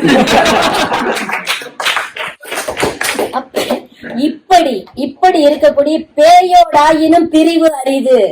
சும்மா ஜனகராஜ் சொல்லலாம், பொண்டாட்டி ஊருக்கு போயிட்டாரு, அடுத்த வேளை தண்ணி கொடுக்க ஆள் இல்லைன்னா உங்களுக்கு தெரியும். அதான் பழகிய பகையும் பிரிவு ஒண்ணாது. பழகிய பகையாக இருந்தாலும் நல்ல கணவன் மனைவி எல்லாம் ஒன்னா பாத்துக்க கூடாது. உடனே பத்தியா நான் எப்படின்னு. அதனால அவனுக்கு என்ன சொல்றான், இப்படி வருகிறாயே, இப்படி வருகின்ற உனக்கு இன்னே பெருதினி முன்னிய வினையே. அதாவது நாளைக்கு கிடைக்கும் நாளைக்கு கிடைக்கும்னா யாருக்கும் பிடிக்காது. அட்வான்ஸ் இன்னே பெருதினி முன்னிய வினையே, எதை எண்ணி வருகிறாயோ அதை நீ பெற்றுக் கொள்வாய் என்று சொல்லுகிறார்கள். அதுக்குள்ள உமா கை காட்டியாச்சு. நாட்டுல குந்தவையை கூப்பிடுவார். குந்தவை அடுத்தாற் போல இந்த 2வது திருச்செந்தூர் திருச்சியர் அலைவாய் பற்றி அவர்கள் பேச இருக்கிறார்கள். குந்தவை தெரியும் உங்களுக்கு. அவங்கள பத்தி கேட்டா மனைவி மருத்துவர், இதான் மகள் மனைவி மருத்துவர். இது எல்லாத்த விட பேரண்டிங் ஸ்கில்னு ஒண்ணு எழுதுறாங்க. அவங்க ரொம்ப அழகா பேசினாங்க. ஜனவரி 1ஆம் தேதி என்கிட்ட பேசும்போது பேரண்டிங் ஸ்கில் தானே, கரெக்ட் தானே, அதை பத்தி தான் பேசினாங்க, பெற்றோர்களுக்குள்ள திறன் என்ன என்பதை. அதனால இன்றைக்கு திருச்செந்தூர் திருச்சியர் அலைவாய்கள் என்ன பண்ண போறாங்க வாங்க. அவையோர் அனைவருக்கும் அன்பான வணக்கம். குன்று இருக்கும் இடமெல்லாம் குமரன் இருப்பான். இந்த வாக்கியம் சரியா? சரிதான் சார். ஏன் அப்படி சொல்றாங்க? முருகன் அறுபடை வீடுகள் எல்லாமே மலை மேலேயோ குன்றின் மேலேயோ இருக்கும். ஒன்றை தவிர அது எது? மலை பக்கத்துல இருக்கும். அது எது? திருச்செந்தூர். திருச்சீர் அலைவாய். அது பத்திதான் நான் இன்னைக்கு பேச வந்தேன். இந்த திருச்சீர் அலைவாயில முருகன் எப்படி இருக்கான்னு தெரியுமா? படம் ஆரம்பிச்ச உடனே ஹீரோவை காட்டுவாங்களா? காட்ட மாட்டாங்கல்ல. நம்ம திரைப்படத்துல முதல்ல ஒரு வண்டி வேகமா வரும். அந்த வண்டி வந்த அப்புறம் கதவை திறந்து நம்ம கதாநாயகன் சும்மா தகு தகுன்னு முகத்தை காமிச்சிட்டு வெளியே வருவார்.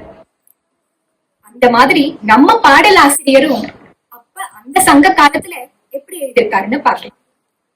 முருகனை அறிமுகப்படுத்துவதற்கு முன்னாடி அவரோட வாகனம், அந்த காலத்துல வண்டி இல்ல இல்லையா, எல்லாருக்கும் ஒரு வாகனம் தான். அந்த வாகனத்தை பத்தி நம்ம ஆசிரியர் குறிப்பிடுகிறார். முருக பெருமான் யானையின் மேல் எழுந்தருளி வருகிறான் என்று. அது எப்படி? முருகனோட வாகனம் மயில் தானே. அதானே யோசிக்கிறீங்க. யானை எங்கிருந்து வந்தது?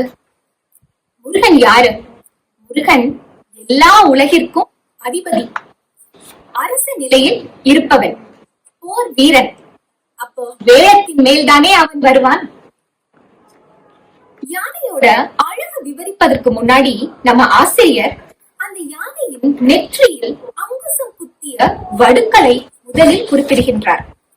அந்த வடுக்கள் எப்படி ஏற்பட்டது? ஒருவேளை முருகன் அந்த யானையின் குறும்புகளை கண்டித்திருப்பானோ அங்குசத்தை வைத்து? அந்த யானை வாடாத மாலை அணிந்து இரு பக்கமும் மணிகள் ஒலிக்க காற்றை போல வேகமாக விரைந்து செல்லக்கூடியதாகவும் யமனை ஒத்து வெல்லுவதற்கு அரிய வலிமை உடையதாகவும் இருக்கிறது. அம்மா இந்த வரிகளை படிக்கும் போது எனக்கு ஒண்ணு தோணுச்சு. நம்ம மனித மனமும் இந்த யானை போல் தானே, காற்றை போல எங்கும் விரைந்து செல்லக்கூடியது, வலிமை உடையது. இந்த மனதை நம் மூளை என்னும் அங்குசத்தால் அடக்கினால் நமக்கும் வெற்றி மாலைகள் சூடப்படும், வெற்றி முழக்கங்களும் நமக்காக ஒழிக்கும். நம்ம கதாநாயகன் வரும் வாகனமே இப்பேற்பட்ட படிப்பினை நமக்கு தந்தா, நம்ம கதாநாயகன் நமக்கு இன்னும் என்னெல்லாம் சொல்ல போறாரு பாப்போமா? கதாநாயகன் வருகிறார். கண்கள் கூசுகிறதே. மின்னலை ஒத்த ஒளியுடன் தெரிவது அது என்ன? முருகனின் தலையில் அணிந்திருக்கும் உன்னத வேலைப்பாடுகளுடைய முடி. இந்த வரியில மறுபடியும் ஒரு சந்தேகம். இந்த ஒளி முடியில் இருக்கும் வேலைப்பாடுகளால் வந்ததா, இல்ல இந்த ஒளி முருகனின் ஞானத்தின் வெளிப்பாடா? அடுத்தபடியாக அந்த ஒளிரும் முடிக்கு கீழே இருக்கும் திருமுகங்கள். முருகனின் மலர்ந்த 6 முகங்கள் பற்றி பார்ப்போமா? ஒரு முகம் இருள் சூழ்ந்த பெரிய உலகிற்கு பல்வேறு கதிர்களை விரித்து வீசிக்கொண்டிருக்கிறது. மறுமுகம் பக்தர்களுக்கு வரங்களை அளிக்கின்றது. 3வது முகம் அந்தணர்களின் வேள்வியை காத்தோம்புகிறது. வேறொரு முகம் எவராலும் உணர முடியாத எஞ்சிய மெய்ப்பொருளை திங்களை போல் எல்லா திசைகளிலும் விளக்கிக் கொண்டிருக்கிறது. குமர குருபரன் அல்லவா? இன்னொரு முகம் பகை அரக்கர்களை அழித்து களவேள்வி செய்து கொண்டிருக்கிறது.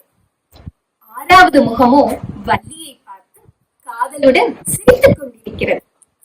இப்படி வெப்பொளி, வரம், உதவி, தன்னொளி, வீரம், காதல் என்ற 6 முகத்துடன் நிற்கின்றான் குமரன். சரி, இந்த காட்சிகள்ல நமக்கு என்ன சொல்றாங்க? 6 முகத்துல இருந்து நம்ம என்ன கத்துக்கிறோம்? இந்த உலகத்துல உள்ள அறியாமை என்னும் இருளை போக்கி நம் கல்வி மூலம் ஒளியூட்ட வேண்டும். இது ஒளி. நம் மேல் பாசம் கொண்டுள்ள பெற்றோருக்கோ பிள்ளைகளுக்கோ அவர் கேட்பவர்கள் கேட்டவை எல்லாம் செய்து வரம் தர வேண்டும். உலகில் இயலாதவர்களை காத்து உதவிட வேண்டும். இது உதவி. நாம் நம் ஞானத்தை பெருக்கிக் கொண்டே இருக்க வேண்டும். இது தன்னொளி.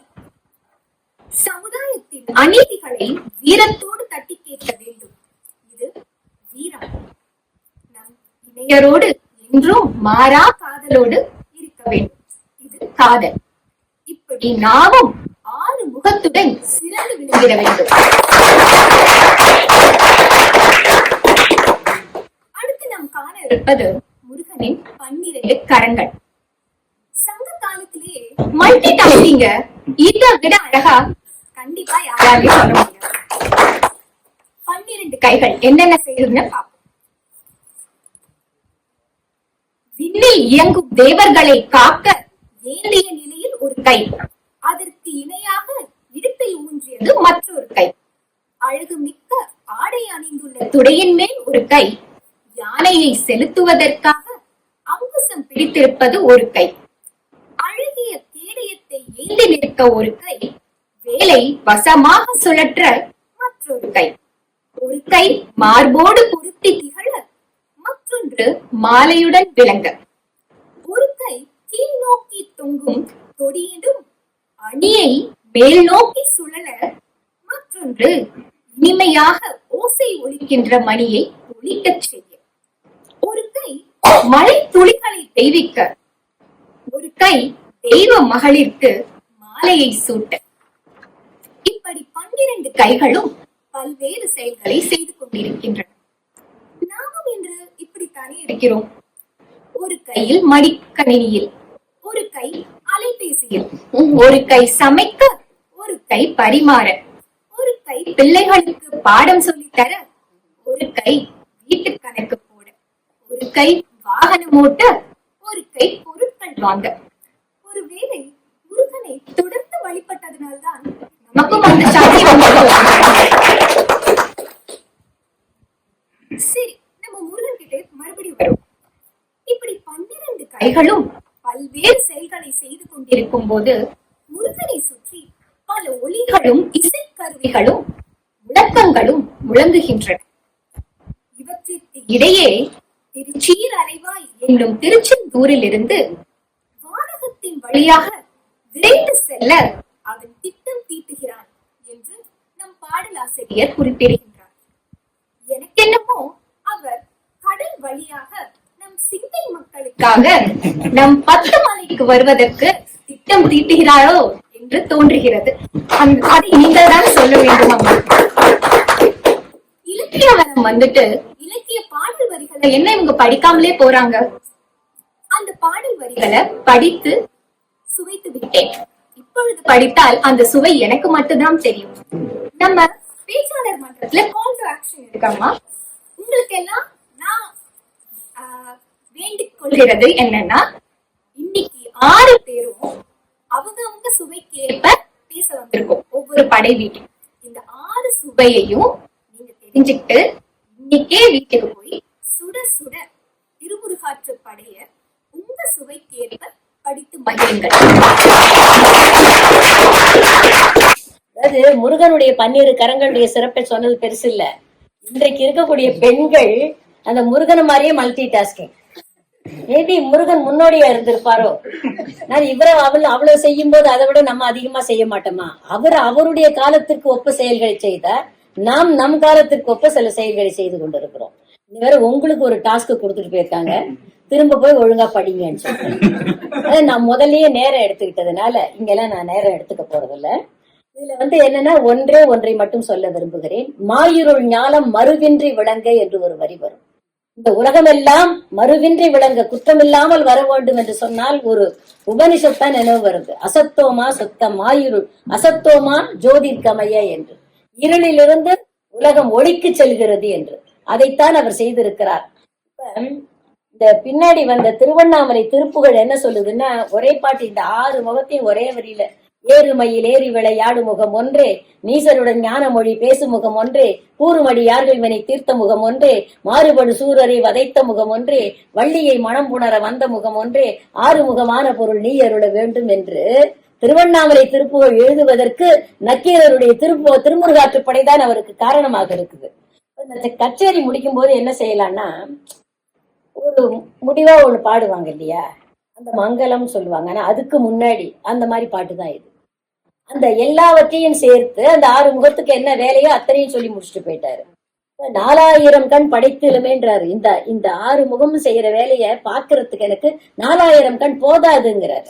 இப்ப அந்த கண்ணு என்னன்னு எப்படி இந்த ஆணோட கண்ணு, சரி முருகனுடைய கண்ணு 6 முகம் 12 கண் எப்படி உலகத்தை பார்க்க முடியும்? 7 உலகத்தையும் எப்படி பார்க்க முடியும்? 12 உலகங்கள் தான், மேலும் கீழும் கிடையாது. அந்த 12 உலகங்களையும் எப்படி பார்க்க முடியும் என்று சொன்னால் பார்த்து கொண்டிருக்கிறது. எப்படின்னா, ஜடாயு இது தெரிஞ்ச பிறகு ஜடாயு முருகன் ராமனை சந்தித்த பிறகு குறிகொண்டு நோக்கினான் என்று ஒரு வரி எழுதுகிறான் கம்பன். அப்ப எல்லா இடத்துலயும் ராமனும் லட்சுமணனும் நல்லா இருக்காங்களா நல்லா இருக்காங்களா நல்லா இருக்காங்களான்னு பார்த்துக்கிட்டே இருந்தானா. அதைத்தானே செய்திருக்கிறான், அதைத்தானே செய்திருக்கிறான். என் அடியார்கள் நன்றாக இருக்கிறார்களா என்று அவன் வேண்டி விரும்பி பார்த்து கொண்டிருந்த நிலைதான் மிக அழகாக குந்தவை அவர்கள் சொல்லிவிட்டு சென்றிருக்கிறார்கள். அடுத்தாற் போல நம்ம ரொம்ப தெரிஞ்ச மிஸ்டர் கார்த்தி வரப்போறாரு. அவருக்கு தெரியும், எழுத்தாளர். அது என்ன இல்லைன்னு நான் சொல்றது, இது மிகச்சிறந்த ஒரு பொறுப்பாளர், மென்பொறியாளர், இது மாதிரி அடக்கமா நிக்கிறது. அந்த ஆர்ப்பாட்டத்துக்கு முன்னாடி புயலுக்கு பின்னே அமைதி இல்லை, இது புயலுக்கு முன்னே அமைதி. அதனால நம்பாதீங்க. அதனால என்ன வித்தியாசமா பார்க்க போறாருன்றத மட்டும் நான் பாப்பா. வாங்க கார்த்தி. வணக்கம். இலக்கியவாணி அம்மா தலைமையில இலக்கியவனத்திலே பேசுவதிலே மிக்க மகிழ்ச்சி. இப்ப நமக்கு கொடுத்திருக்கக்கூடிய தலைப்பு திரு ஆவினன்குடி, திருமுருகாற்றுப்படை என்கின்ற பொது தலைப்பிலே திரு ஆவினன்குடி என்கின்ற தலைப்பு வழங்கப்பட்டிருக்கு. நான் சிவப்பு போட்டு வந்திருக்கிறது ஒரு முக்கியமான காரணம். ஓசியா கொடுத்தாங்களா அப்படிங்கறத தாண்டி, ஓசிக்கு கொடுத்தாங்களா அப்படிங்கறத தாண்டி சிவப்பு சட்டை போட்டதுக்கு ஒரு பெரிய காரணம் இருக்கு. ஏன்னா முருகனுக்கு சிவப்பு தான் ரொம்ப பிடிக்கும் அப்படின்னு சொன்னாங்க. சிவப்பு போட்டு வரலாம் அப்படின்னு டோஸ்ட் மாஸ்டர் ஆனுவல் கான்ஃபரன்ஸ் டீமுக்கு தெரிஞ்சிருக்கு. அவங்களுக்கு தெரிஞ்சு அவங்க கொடுத்தாங்க. அதே அன்னைக்கு நீங்களும் வச்சிருக்கீங்க. இதுதான் முருகனுடைய செயல் அப்படின்னு சொல்றது. முருகன் சொன்னா அவங்க செஞ்சாங்க.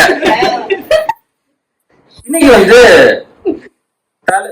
இந்த மன்ற கூட்டத்தினுடைய பொருள் கருப்பொருள் பாட்டாளி. அதுக்கும் முருகனுக்குமே பெரிய தொடர்பு இருக்கு. ஏன்னா இருக்கிறதுலயே பெரிய வேலைக்காரன் முருகன் தான் அப்படின்னு நான் கேள்விப்பட்டிருக்கேன். ஏன்னா அவர் தான் பெரிய வேலை 10 மலையில தான் வச்சிருக்காரு. சரிங்களா? இப்ப ஆனா 10 மலையை பத்தி நான் பேசுறதுக்கு வரல, பழனி மலையை பத்தி பேச வந்திருக்கோம். ஏன்னா திரு ஆவினன்குடி என்பது பழனி மலை. இப்ப இந்த பழனி மலையில யாரெல்லாம் வர்றா அப்படின்னு ஒரு டூர் கைடு மாதிரி ஒரு வேலை கொடுத்து யாரெல்லாம் வர்றாங்க, எப்படி எல்லாம் வர்றாங்க, ஒருத்தங்க மாத்தி ஒருத்தங்க எப்படி வர்றாங்க, ஏன் வர்றாங்கன்றது ட்விஸ்ட். யாரெல்லாம் வர்றாங்க அப்படின்னு முதல்ல கதை ஆரம்பிக்குது. முதல்ல கதை ஆரம்பிக்கல எனக்கு ஒரு உருவகம் அல்லது உவமை பாத்தீங்கன்னா ரொம்ப பிடிச்சிருந்துச்சு. முதல்ல கொண்ட போடுறவங்க எல்லாம் வர்றாங்க, அதாவது முனிவர்கள் எல்லாம் வர்றாங்க. அதுதான் அடுத்த போட்டிருக்கவங்க எல்லாம் வர்றாங்க, முனிவர்கள் எல்லாம் வர்றாங்க. அவங்க தாடி எல்லாம் வச்சிருக்காங்க, ரொம்ப வயது முதிர்ந்தவர்கள். அப்ப அவங்க தலையில கொண்ட போட்டிருக்காங்க, தாடி இருக்கு. இத பார்த்தா நக்கீரருக்கு எப்படி தோணுது அப்படின்னா சங்க மாதிரி தோணுது. நான் கூட அப்புறம் தான் சங்க இன்டர்நெட்ல போய் தேடி பார்த்தேன். சங்குனோட டக்குன்னு எனக்கு தெரியல. எனக்கு சாம் சங்கு தான் முதல்ல ஞாபகம் வந்துச்சு. சங்கு எப்படி இருக்கும் அப்படின்னு போய் தேடுற அளவுக்கு ஆயிப்போச்சு. அதனால நீங்க எல்லாம் பாரம்பரிய பொருட்களை கைவிட்டு விடாதீர்கள், இல்லாட்டி என்ன மாதிரி நீங்களும் இன்டர்நெட்ல போய் தேடுற மாதிரி இருக்கும். அப்பதான் பார்த்தா சங்கு தலைக்கு மேல கொண்டு இருக்கு. சங்குக்கு ஒரு 3 ஃப்ளோர்ல கொண்டு இருக்கு. சங்குக்கு மனுஷனுக்கு தாடி வச்சா எப்படி தாடி சுருங்குமோ அந்த மாதிரிதான் இருக்கு. சங்கு தெளிவா இருக்கு, முனிவர்கள் முகம் போல இருக்கிறது. இந்த தவசீலர்களை ஏன் அவர் சங்குக்கு ஓமையாக சொல்லுறார்? பார்த்தா 2 உருவத்துல ஒன்னா இருக்கு, அதனாலயா அப்படின்னா அப்படியெல்லாம் இல்லைன்னு எங்க பாட்டி சொல்லு. ஔவையார ஒரு பாட்டி சொல்லியிருக்கு. ஏனென்றால் சங்கு என்பது மேன்மக்களுக்கு ஓமையாக சொல்லப்பட வேண்டியது. கெட்டாலும் மேன்மக்களே, சுட்டாலும் சங்கு வெண்மை குறையாது. அப்ப சங்கு எவ்வளவு தூரத்துக்கு மேலானதோ பொருட்களில், அதை போல இந்த துறவிகள் மேலானவர்கள். இவர்கள் சரி இப்ப வர்றாங்களே, இவ்வளவு பெரிய டிராவல் வர்றாங்களே, உடம்பெல்லாம் எப்படி இருக்கு அப்படின்னு பார்த்தா உடம்பெல்லாம் பார்த்தா 6 பேக்கா இருக்கு. சரி நல்ல வலுவாக்கா இருக்கு போல அப்படின்னா அந்த 6 பேக் இல்ல, உள்ள இருக்க எலும்பெல்லாம் தெரியுது, நெஞ்சுல இருக்க எலும்பெல்லாம் தெரியுது. அந்த அளவுக்கு எலும்பு தோலுமா இருக்காங்க. ஏன்னா ரொம்ப நாள் சாப்பிடல அவங்க, அப்ப எலும்பு தோலுமா தானே இருப்பாங்க. ஆனா ரொம்ப வலிமையானவர்கள். மலை ஏறி இப்ப பழனி எம்பதியை பார்க்க வந்துட்டு இருக்காங்க அப்படின்ட்டு. சரி யாரோ சொல்லிருக்கலாம்ல, உடம்பெல்லாம் மெலிஞ்சு போச்சு, அது வேற வயசாயிருக்கீங்க, ஏன்னா முடியெல்லாம் வெள்ளையா இருக்கு, அதனால சங்க சொல்றாரு. திருவள்ளுவர் படம் பார்த்திருப்பீங்க, டிஎல்சிஎஸ் லோகோல அவருக்கு கருப்பு கலருக்கு முடி.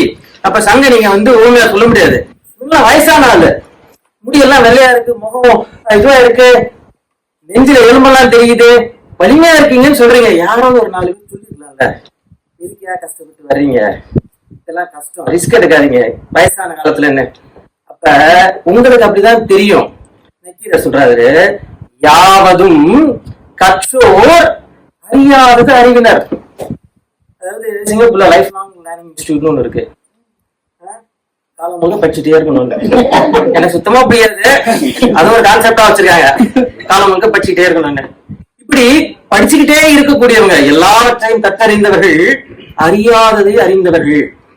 இவங்க முருகனை இப்ப பார்க்க வர்றாங்க. எனக்கு தெரிஞ்ச முருகனுக்கு இவங்களுக்கு தெரியாத கூட முருகனுக்கு தெரியும் நான் நினைக்கிறேன். அதனால பார்க்க வர்றாங்க. இப்ப இந்த குரூப் வரப்போகுது. சரி நான் கூட அப்படிதான் நினைச்சேன், ஆண்டியை பார்க்க ஆண்டி தானே வரும், முருகன் ஆண்டி தானே, அவரை பார்க்க ஆண்டியை பார்க்க ஆண்டி தானே வரும். பேச்சாளர் பண்றதுக்கு யாரா, பேச்சாளர் மன்ற உறுப்பினர் எல்லாம் நிறைய வர்றாங்க, மொத்தம் எல்லாம் கூப்பிடணும் வர்றாங்க. அப்ப சரி அடுத்த பாட்டு இருக்கு அப்படின்னா இல்ல, எப்படி தெரியுமா, வெள்ளாவில வச்சு வெளுத்த பேட்டி சட்டையெல்லாம் போட்டுக்கிட்டு நல்லா வெள்ளையும் சொல்லையுமா மதிப்பு கலையாம அடுத்த ஒரு கூட்டம் வருது. அந்த கூட்டம் நன்றாக இசை பாடக்கூடிய கூட்டம், இசைவாணர்கள் கூட்டம். அவங்களுடைய குரல் எப்படி இருக்கும் அப்படின்னா அந்த யாழ் இசையோட ஒத்து போகிற மாதிரி அவங்க குரல் இருக்குமா. முதல்ல ஒரு குரூப், இதுவும் ஆண்கள் குரூப் தான்.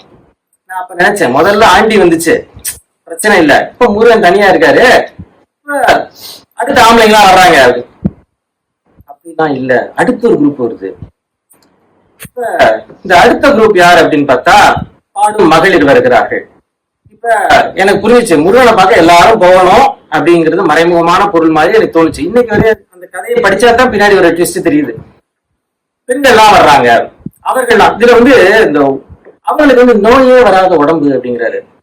அதனாலதான் வீட்டுல இருக்க பொண்ணு நிறைய வேலை வாங்குறாங்கன்னு நினைக்கிறேன். நோயே வராது அப்படிலாம் நினைச்சிடாதீங்க. அவங்க அவர் பெருமைக்கா சொல்லி இருந்தாலும் எந்த இதுல இருந்தாலும் இப்போ உடம்புனா நோய் வரும்னு நான் நினைச்சது உண்டு, ஆனா வராது அப்படிங்கிறாரு நக்கீரர். அப்படிப்பட்ட வரப்பிரசாதம் அந்த பெண்களுக்கு கிடைத்திருக்கிறது. அவங்க வர்றாங்க. அவங்க அந்த உடையை பற்றி சொல்லுகிற போது பாவாடை மாதிரி உடை இருக்கும், மிக மெல்லியதாக அப்படின்னு. சின்ன வயசுல எங்க வாத்தியார் சொல்லுவாரு, காசிப்பட்டுன்னு ஒண்ணு இருந்துச்சு, அதை வந்து மோதிரத்துக்குள்ள சொருகிடலாம் அப்படின்னு. உண்மையான எனக்கு தெரியாது, ஆனா எங்க வாத்தியார் சொல்லுவாரு. நான் வாத்தியார் சொன்னா நம்பிடுவேன். இல்லன்னு வச்சுங்களேன், இம்போசிஷன் எழுத சொல்லுவாரு. 100 தடவை எழுது, காசிப்பட்டு இந்தியாவில் இருந்ததுன்னு எழுதுன்னு சொல்லுவாரு. நமக்கு இது நம்பு இருந்துச்சுன்னா ஒத்துட்டு போயிடும். அப்ப இந்தியாவிலே மெல்லிய உடைகள் இருந்ததை நாம் பார்த்து பழகி இருக்கிறோம். அதுபோல தேவலோகத்தில் இருந்திருக்கிறது. கந்தர்வ கானம் பாடக்கூடியவர், அதாவது முதலிலே முனிவர்கள், அடுத்து கந்தர்வ கானம் பாடக்கூடியவர்கள், அடுத்து நேர்த்தியாக மெல்லிய உடை உடுத்தி இருக்கக்கூடிய பெண்கள். சரி, இவங்கெல்லாம் வர்றாங்க, இதெல்லாம் பார்க்கல நல்லா இருக்கு. திடீர்னு அடுத்துதான் எக்ஸ்ப்ளோஷன், ஒரு பெரிய கூட்டம் வருது. ஒரு 33 கோடி பேர் வந்திருக்காங்க. எல்லா பாஸ்போர்ட்டும் வந்துருச்சு அந்த ஊர்ல இருந்து. யாருமே மிச்சம் இல்ல. தேடி தேடி பார்த்தோம்னு வச்சுங்களேன், ஒரே ஒரு ஆள் மட்டும் மிஸ். எல்லாரும் வந்துட்டாங்க. யாரு? சிவன் வந்துட்டாரு, தேவர்கள் வந்துட்டாங்க, விஷ்ணு வந்துட்டாரு, எல்லாரும் வந்துட்டாங்க. பெரிய கூட்டம் வந்திருக்கு. ஏதோ பழனியில ஏதோ பிரச்சனை போடும், இவ்வளவு குரூப் வந்திருக்க அப்படின்னு பார்த்தா உண்மையிலேயே பழனியில பிரச்சனை. என்ன அப்படின்னா, அந்த ஒரு ஆள் மிஸ்ஸிங் பாத்தீங்கல்ல, இங்கதான் ஜெயில இருக்காரு. அவரை காப்பாத்துறதுக்கு தான் இந்த குரூப் வந்திருக்கு. அவர் யாரு அப்படின்னு நான் சொல்லணும்னா, ஏன்னா இப்பதான் எனக்கு முன்னாடி வந்து குந்தவை ஒரு பெரிய டாஸ்க் பாடலாம் சொல்லக்கூடாது, சொல்லாத எதுக்கு பாடலாம் சொல்ற, அப்ப அதெல்லாம் படிப்பாங்களா? நான் கூட பாட்டெல்லாம் சொல்லணுமோ அப்படின்னு இருந்தேன். ஆனா எனக்கு முன்னாடி வந்து தங்கச்சி குந்தவை வந்து பாட்டெல்லாம் சொல்ல மாட்டோம், அடுத்து இருக்க 5 பேர் அடுத்து இருக்கிறவங்க என்ன பிரச்சனை தெரியல, நானா குந்தவை சொல்ற கடைபிடிப்பேன், பாட்டெல்லாம் சொல்ல மாட்டோம். நீங்க போய் படிச்சு பாருங்க. இவருக்கு 6 முகம், ரேஷன் கார்டுல போட்டா 6 பேர் போடணும் இவருக்கு. அதுல இவர் யாரும் உள்ள பிடிச்சு போட்டுருக்காருன்னா, அந்த அதுக்கு 4 தலை. பிரம்மா உள்ள பிடிச்சு போட்டுருக்காரு, எதுக்கு அவர் பிடிச்சு போட்டுருக்காரு, பிடிச்சவர் அது விடக்கூடாதுன்னு வேற எழுதியிருக்காரு. நெக்கிற ஒரு வரி, அவரை விட்டா நல்லா இருக்காது, இருக்கட்டும் அப்படின்னு ஒரு வரி வருது. என்ன தப்பு பண்ணாரு, அவர் ஏன் உள்ள பிடிச்சு வச்சாரு? போங்க போய் படிங்க, படிச்சீங்கன்னா உங்களுக்கு தெரியும் என்ன பிராது என்ன கேஸ் புரியும். நான் எதுவும் சொல்ல மாட்டேன், சொன்னா நல்லா இருக்காது. நீங்கள் சென்று படித்து பாருங்கள், சுவையை உணர்ந்து பாருங்கள். திருமுருகாற்றுப்படை அவ்வளவு சுவையான நூல், படித்து பாருங்கள், பயன்பெறுங்கள். நன்றி. ஒரு கனமான விஷயத்த எவ்வளவு ஒரு மெலிதாக ரொம்ப அழகாக, ஆனா ஒரு செய்தியை அவர் விடல, ஆனா ரொம்ப ஒரு நகைச்சுவையோடு ரொம்ப எடுத்து சொல்லிட்டு போயிருக்காரு பாருங்க. எப்பயுமே கார்த்திகனுடைய ஸ்டைல் அதுதான். இந்த தலைமுறை தாண்டியும் வாலியில ஒரு பாட்டு ஒண்ணு கொடுத்தோம், பாட்டை பேசினாரு, ஆனா பாட்டை பேசவே இல்லை. அதே மாதிரி இப்ப வந்து பழனியில யார் யார் வராங்கன்னு சொன்னாரு, அதை படிச்சு பாருங்கன்னு சொல்லிட்டேன். ரொம்ப ஒரு நல்ல சிறப்பான ஒரு அணுகுமுறை. எனக்கு இவங்க பேரெல்லாம் பார்க்கும் போதே தெரியும், நிறைய டாஸ்க் பேச்சாளர்கள் பார்வையாளர்களுக்கு கொடுக்க போறாங்கன்றது எனக்கு ரொம்ப சந்தோஷம். கார்த்திக் பேசின முறை வந்து மிகவும் இன்றைய பேச்சாளர்கள் கடைபிடிக்க வேண்டிய ஒரு சிறந்த முறை. இப்ப அவர் சொன்னார் இல்லையா, முதல்ல உங்க துறவிகள் வராங்கன்னு. நிறைய பேர் நம்ம துறவின்னு பார்க்கவே பயமா இருக்கு. நெஞ்சில் துறவார் துறந்தார் போல் வஞ்சித்து வாழ்வாரின் வன்கணாரில் அப்படித்தானே இருக்காங்க எல்லாரும், அந்த மாதிரி தானே இருக்காங்க. அப்படிலாம் இருக்கக்கூடியவங்கள்ல ஆனா பெரிய பெரிய இலக்கியங்கள்லாம் சொல்லுது, உண்ணா நோற்பர் பெரியர், சாப்பிடாம இருக்கவங்கலாம் பெரியவங்கன்னு வேற சொல்லுது. இவங்கெல்லாம் சாப்பிடாம இருக்கவங்களான்னு முதல்ல நமக்கு செக் பண்ணிக்கணும் இல்லையா? இப்ப பசி, இந்த ஒருத்தர் சொல்றாரு, நம்ம வாழ்க்கையை நினைச்சு பார்த்தா யோசிக்கும் வேளையில் பசி தீர உண்பதும் உறங்குவதுமாகவே முடிகிறது வாழ்க்கை. இது தாய்மானவர் சொல்றாரு. இப்படி இவங்க எல்லாம் சொல்லும் போது இன்னைக்கு இப்போ ஒரு ஸ்டைல் ஆரம்பிச்சிருக்கு இல்ல, இன்டர்மீடியட் ஃபாஸ்டிங் இல்லையா, அப்படி ஒண்ணு ஆரம்பிச்சிருக்கு. இப்ப காலையில வந்து இன்னைக்கு மத்தியானம் 12 மணிக்கு சாப்பிடுறாங்க அப்படின்னு சொன்னா, அன்னைக்கு ஃபுல்லா சாப்பிடாம இருந்து அடுத்த நாள் காலையில 8 மணிக்கு சாப்பிடுறாங்க. இன்டர்மீடியட் ஃபாஸ்டிங் சொல்றாங்க, இன்டர்மீடியட் ஃபாஸ்டிங்றாங்க. ஒரு விண்டோன்னு வேற பேர் வேற வச்சிருக்காங்க இல்லையா? இந்த ஃபாஸ்டிங்ல அவங்க என்ன நினைக்கிறாங்கன்னு சொன்னா, உடம்புல இருக்க கொழுப்பெல்லாம் குறையும். இந்த மீதி சாப்பிடாம இருக்காங்க இல்லையா, உடம்புல இருக்க கொழுப்பெல்லாம் குறையும். ஒன்னே ஒண்ணு நினைவு வச்சுக்கணும், உடம்புல இருக்க கொழுப்பெல்லாம் குறையிறது வந்து நல்ல கொழுப்பெல்லாம் குறையும். இந்த ஃபாஸ்டிங்ல நல்ல கொழுப்பெல்லாம் குறையும். இந்த நல்ல கொழுப்பெல்லாம் குறைஞ்ச பிறகுதான் கெட்ட கொழுப்பு குறையும். ஆனால் இன்றைய மருத்துவம் என்ன சொல்லுகிறது தெரியுமா? இந்த விண்டோ ஃபாஸ்டிங்ல கேன்சர் செல்ஸ் அது அழிகிறது என்று சொல்லுகிறது. இந்த ஃபாஸ்டிங்ல கேன்சர் செல்ஸ் அழிகிறது என்று சொல்லுகிறது. அதுவுமே நல்லா இருக்கு பாத்தீங்களா கேட்கறதுக்கு. ஆனா சொல்றது வந்து நம்ம கேலரி டெபிசிட் அப்படி வேற சொல்லிக்கிறோம். ஒரு நாளைக்கு 1000 கேலரியா, இன்னைக்கு 800. அதுக்கு ஒவ்வொரு நாளும் 800 ஒரு வாரத்துக்கு கழிச்சு பாத்தீங்கன்னா ஒரு 1000 கேலரி குறைஞ்சு போகுது. அந்த மாதிரியும் ஆரம்பிச்சிருக்கிறாங்க. ஆனால் இவர்கள் எப்படிப்பட்டவர்கள் என்பதை ரொம்ப அழகா சொல்லியிருக்காரு. ரொம்ப அழகா சொன்னார். அதை நான் திருப்பி எல்லாம் சொல்ல வேண்டாம். நம்ம பட்டினியா இருப்போமே, ஒரு நாளைக்கு சாப்பிடாம இருங்க, உடம்பு எப்படி இருக்கும்? கண்ணு மூஞ்செல்லாம் சோர்ந்து, ஏன் சாப்பிடலையான்னு நம்ம சும்மா இருந்தாலும் 4 பேர் கேட்பாங்க. உடம்பு வாட்டமா போயிடும். ஆனா இவங்களுக்கு பாருங்க உடம்பு வாட்டமாவே போகல. அதான் பிரச்சனை. தவசிகளுக்கு வந்து உடம்பு மெலிந்தாலும் தவக்கலையின் அவர்கள் செய்த தவத்தின் காரணமாக உடம்பில் முகத்தில் ஒளி ஒளிர்கிறது என்று சொல்லுகின்றார். அதுதான் ரொம்ப சிறப்பான ஒன்று. அதனால்தான் சொன்னாங்க, ஊனினை ஒருக்கி உள்ளொளி பெருக்கி என்று தேனினை சொரிந்து என்று மணிவாசகரும் சொல்லுகின்றார். காமம் வெகுளி மயக்கம் என்று இவை நாமம் கெடும் நோய். இதெல்லாம் வேணும்னா என்னன்னா, ஏன் சாப்பிடாம இருந்தாங்களாம்? 3 வேளை உணவு சாப்பிட்டால் இந்த காம உணர்வும் மற்ற உணர்வும் தலை தூக்கி விடும் என்பதனால் மட்டுமே அவர்கள் உணவு உண்ணாமல் இருந்திருக்கிறார். இதுதான் ரொம்ப சிறப்பு. இதுதான் முக்கியமான ஒரு செய்தி நான் சொல்ல விரும்பியது. அடுத்தாற் போல வர்ற பேச்சாளரை அழைச்சிடுறேன். அது அவங்க பிரச்சனை. அடுத்தாற் போல அதே மாதிரி ஒரு பேச்சாளர் வேற. இவரும் இதேதான். நடிகர், பேச்சாளர், அந்த நாடக தயாரிப்பாளர், இயக்குனர், இன்னைக்கு இலக்கிய வனத்தின் பொறுப்பாளர்.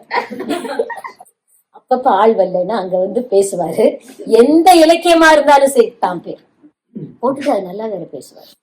அது அவருடைய நோக்குல பேசும்போது இன்னும் சுவைப்பட இயக்கும். எந்த செய்தியும் விட மாட்டாங்க. ரொம்ப சிறப்பு என்னன்னா, அந்த இலக்கியத்தில் சொல்லுகின்ற எந்த செய்தியும் விடாமல் மிகச் சிறப்பாக பேசக்கூடிய நன்றி உமாசங்கர் அவர்கள். அனைவருக்கும் வணக்கம். அதாவது சில குடும்பங்கள் அமையிறது வந்து நம்ம கண்ட்ரோல் இல்லை. ஆனா நண்பர்கள் அமையிறது நம்ம கையில் தான் இருக்கு. ஆனா இன்னைக்கு நண்பன் அப்படின்னு சொல்லிட்டு ஒருத்தர் செஞ்சுட்டு போன வேலை சம்பந்தமே இல்லாம நான்முகனை சொல்லி, நான்முகன் ஏன் ஜெயில போனார்ன்ற கேள்விக்கு பதில நீங்க படிங்க அப்படின்னா உங்க பின்னாடி ஒருத்தர் வருவாரு, அவர் சொல்லுவாருன்னு சொல்லிட்டு போயிட்டாங்க. அது மட்டும் இல்ல, இந்த பரீட்சைக்கு போகும்போது கேட்போம், என்னடா படிச்சிட்டியான்ட்டு. ஒண்ணுமே படிக்கல, உன்ன மாதிரிதான் நானு அப்படின்னு சொல்லிட்டு பாரு புக் ஏத்துனார்ல அப்படின்னு சொல்லிட்டு வந்து நின்ன உடனே ஒரு 5 நிமிஷம் பேசினாப்ல. நினைச்சேன் சரி படிக்கல தம்பி உருட்டாரு, வழக்கம் போல உருட்டாரு அப்படின்னு நம்பினேன். அதுக்கப்புறம் பார்த்தா எங்கதான் வந்துச்சுன்னு தெரியல. அது கடைசியா சொல்லிட்டு போனாரு, இந்த பாடெல்லாம் பாடாதீங்கன்னு சகோதரி சொல்லிட்டு போயிட்டாங்கன்னு. நான் எப்படின்னா, அடிக்கிறது மக்கு புரிதோ இல்லையோ அடிச்ச மக்க வாங்கி எடுக்கலாம்னு சொல்லி வந்தா இவன் வேற பாட்டு வேற பாடணும்னு சொல்லிட்டாப்ல. அது சங்க பத்தி காட்டி சொன்னாப்ல, சகோதரியும் சொன்னாங்க சங்குக்கு ஏதோ. என்னுடைய மனைவிக்கு பேர் வந்து சங்கமித்ரா. அந்த பெயருக்கான காரணம் வந்து அரசருடைய மகள் அப்படின்னு நினைச்சிருந்தேன். இப்ப காட்டி சொன்னதுக்கு அப்புறம் தான் தெரிய வந்துச்சு, அவங்க என் சங்கிலேயே மிதிக்கிறதுனால சங்கம் மிதிக்கிறாங்கிறதால வச்சுட்டாங்களோ அப்படின்ட்டு. இப்போ கார்த்தி ஏற்கனவே தெரிய சொல்லிட்டு போயிட்டாரு. இந்த அறுபடை வீடுகள், முருகருடைய அறுபடை வீடுகள்ல இப்போ 5 பேச்சாளர்கள். அம்மா வந்து முதல் படை வீடை பத்தி அம்மா இருக்க சொல்லிட்டாங்க. எனக்கு ஒரு சிறப்பு என்னன்னா, இந்த அறுபடை வீடுகள்ல 3 வீடுகளும் என்னுடைய பேச்சிலே வந்துருது. அவ்வளவு கண்டென்ட் எதிர்பார்க்காதீங்க கிட்ட. ஏன்னா கார்த்தி சொன்ன அதேதான், போய் வீட்டுல போய் படிங்க. எனக்கு ஒரு சந்தேகம் வந்துருச்சு. அம்மா வந்து முதல் படை வீடு பேசும்போது சந்தேகம் வந்துருச்சு, நான் வாங்கின புக்கு தப்பான புக்கா? ஏன்னா இந்த புத்தகத்துல இருக்கிறதே பார்த்தா 100 பக்கம் தான் இருக்கு. அம்மா பேசுறது பார்த்தா அதை தாண்டி எங்கேயோ போகுது. கண்டிப்பாக அம்மாவே திருமுருகாற்று படைக்கு ஒரு விளக்க உரையோ அல்லது ஒரு தெளிவுரையோ எழுதுனீங்கன்னா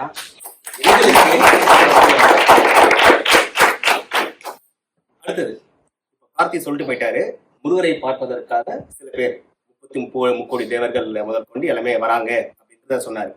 அவங்களாம் எப்படி வந்தாங்க அப்படின்றது, வேகமா வந்தாங்கன்னாரு. அந்த வேகமா வந்தாங்கன்றத திருமுருகாற்று படையில எப்படி சொல்றாங்க? நமக்கு தெரிஞ்சது எல்லாமே காற்று, நெருப்பு, அந்த மின்னல். அந்த மாதிரி தேவர்கள் எல்லாருமே மேகத்துல அவ்வளவு வேகமா வராங்க. அதே மாதிரி அந்த மின்னல் அடிச்சா வெளிச்சம் வந்து பாத்தீங்களா, அந்த மாதிரி அவங்களுடைய வேகமும் இருக்கு அவங்களுக்கு. இவ்வளவு வராங்களே, அதுல ஒரு ஆள் மட்டும் மிஸ்ஸிங். அது யாருன்னா கார்த்தி சொன்ன அந்த நான்முகன், அவர் மட்டும் தான் மிஸ்ஸிங். ஏன்னா தலைவரே உள்ளதா இருக்காரு.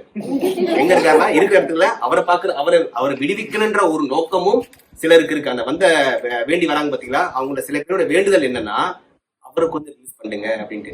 நீங்க இந்த ஜெயிலர் படம் பார்த்திருப்பீங்க. அந்த ஜெயிலர் படத்துல பஞ்சாப்ல இருந்து சிங் வந்து ஆள் அனுப்புவாரு, இறக்குவாரு. அப்போ வில்லன் சொல்லுவான், இறக்கியாச்சு ஜெயிலர் கதை முடிஞ்சிச்சுன்ட்டு. சொல்லுவாங்க, வந்தவங்க எல்லாம் யாருக்காக வந்தாங்க நினைக்கிறேன், ஜெயிலருக்காக தான் வந்தாங்க அப்படின்னு சொல்லும் போது ஒரு பேக்ரவுண்ட் மியூசிக் திரும்ப பாத்தியா, அந்த மாதிரி தான் 33 கோடி தேவர்களும் வரும்போது யாருக்காக வராங்கன்னு போது அதுல அவங்க அப்பாவே இருக்காரு. யாரு? முருகன் அவங்க அப்பாவே அங்கதான் இருக்காரு. அவரே லைன்ல நிக்கிறாரு. இங்க எல்லாமே வர்றது அந்த ஜெயிலரை பாக்குறது தான். இந்த இடத்துல ஏன் ஜெயிலர் சொல்றேன்னா, அந்த நான்முகன் அவரை வச்சிருக்கிறது முருகர் தான். அந்த ஜெயிலரை பார்க்க வந்த கூட்டம் தான் அவ்வளவு கூட்டமும். இந்த கூட்டம் வந்துருச்சு. வந்து நம்ம என்ன சொல்லுவோம், நம்மளை பார்க்க 2 பேர் வந்தாவே நம்ம என்ன சொல்லுவோம், சார் பிஸின்னுவோம், இல்ல போன் எடுக்க மாட்டோம். ஆனா முருகன் என்ன பண்றாரு, 33 கோடி தேவர்களும் மற்ற அனைவரும் அவங்களாம் வரிசையில வரும்போது அவரு காட்சி தராரு. முருகன் அனைவருக்கும் சரிசமமாக, அந்த நல்லிணக்கம் சொல்லுவாங்கல்ல, அந்த நல்லிணக்கத்தோட சரிசமமா செஞ்சு காட்சி தராரு. தனியா காட்சி தராரா? நம்ம பொதுவா சொல்லுவோம்ல, என்னதானே பார்க்க வந்தாங்க, உன்னை பார்க்க வரலையே அப்படின்னு சொல்லாம அவர் அவருடைய மனைவியோட சேர்ந்து காட்சி தராரு. அந்த இடத்துல அம்மா சொன்ன மாதிரிதான், அந்த மிஸ்ஸஸ் அப்படின்ற மாதிரி இல்லாம குற்றம் இல்லா ஒழுக்கத்தினை கொண்டவள். வந்தவங்க எல்லாம் முருகரை பார்க்க வந்தாலும் முருகருக்கு தெரியும் அந்த வீட்டுல யார் பவர்ன்ட்டு. நமக்கும் தெரியும், ஏன்னா வரவங்க சொல்லிட்டு போயிடுவாங்க, நீங்க தாங்க சூப்பர்ன்ட்டு. வீட்டுல போனா வாங்குற அடி யாருக்கும் தெரியும். நான் திரும்ப சொல்றேன், என் மனைவி பேரு. அதனால அந்த குற்றம் இல்லாத ஒழுக்கத்தினை கொண்ட தெய்வியானையோட சேர்ந்து முருகர் காட்சி தராரு. இந்த இடம் என்ன இடம் சொல்லுங்க, எந்த கோயில், எந்த தலம்? கார்த்தி சொல்லிட்டு போனதுல எந்த தலம்? சொன்னது எந்த பழனி கோயில்ல. இந்த பழனி அப்படின்ற பெயர் காரணம் ஒரு பெயர் இருக்குல்ல, பழனின்ற பேர் என்ன? பழனின்ற பேர்ல திருமுகாற்றுப்படை எழுதியிருக்காரு அப்படின்றத தேடி பார்த்தா பழனின்ற பேரு திருமுகாற்றுப்படை நூல்ல இருக்கவே இருக்காது. அது மட்டும் இல்லாம இன்னொரு பெயர் காரணமும் சொல்லப்படுகிறது. என்ன உண்மை நமக்கு தெரியல. சொல்லப்படுற பேர் பொதினி. பொதினி என்ற பெயர் தான் மருவி மருவி மருவி பழனி அப்படின்னு ஆளும் ஒரு பேர் இருக்கு. இந்த பெயர் காரணங்கள்லாம் விட்டு நம்ம சொல்றது இந்த நல்லிணக்கம். இந்த இடத்துல நம்ம புரிஞ்சுக்க வேண்டிய நல்லிணக்கம் புரிஞ்சுக்கணும்னா, யார் வரவங்க யாரு, அப்பா வராரா, யார் வராங்கன்னு பார்க்காம, அத்தனை வரவங்க யார் வராங்க பார்க்காம எல்லாரையும் சரிசமமாக பார்க்கும் ஒரு நோக்கம். அதன் பிறகு தன் குடும்பத்துல சிறந்த மனைவிய உடனோடு சேர்ந்து ஒரு இடத்துக்கு போறோம், இல்ல வரவங்களை வரவேற்கும் அந்த பாங்கு, இது எல்லாமே நாம கத்துக்க வேண்டியது இந்த தலத்துல இருக்கு. அடுத்தது திரு ஏரகம். தெரியுமா இருக்காது? திரு ஏரகம்ன்ற வார்த்தை கேள்விப்பட்டிருக்கீங்களா? திரு ஏரகம்னா சுவாமி மலை. சுவாமி மலைனா சாமி இருக்கும் மலை, சுவாமி மலை. அதுக்கு ஒரு காரணம் இருக்கு. நான் பள்ளி படிக்கும் போதெல்லாம் எங்க அப்பா கிட்ட 2 கூட்டமா எவ்வளவு கேட்பா, ஒரு 5 நான் 5 தான் எழுதுவோம் போயிட்டு. ஏன்னா அப்பா பேச்ச அவர் நம்ம தட்டுவாரு. ஆனால் முருகப்பெருமான் என்ன பண்ணாரு, அவங்க அப்பாக்கே பாடம் சொல்லி கொடுத்தாரு. அந்த இடம் எங்க? சுவாமி மலை. சுவாமி மலையில தான் முருகர் தன் தந்தைக்கு பாடத்தை சொல்லி கொடுத்த ஒரு தலம் அப்படின்னால சுவாமி மலை. ஆனா நம்மளுடைய திருமுருகாற்றுப்படையில இந்த இடத்தோட பேர் சொல்றது திரு ஏரகம். இப்போ அம்மா வந்து சரணாகதின்னு சொன்னாங்க ஆரம்பத்துல. நான் வீட்டுல இப்ப சரணாகதி, அதை விட்டுருவோம்.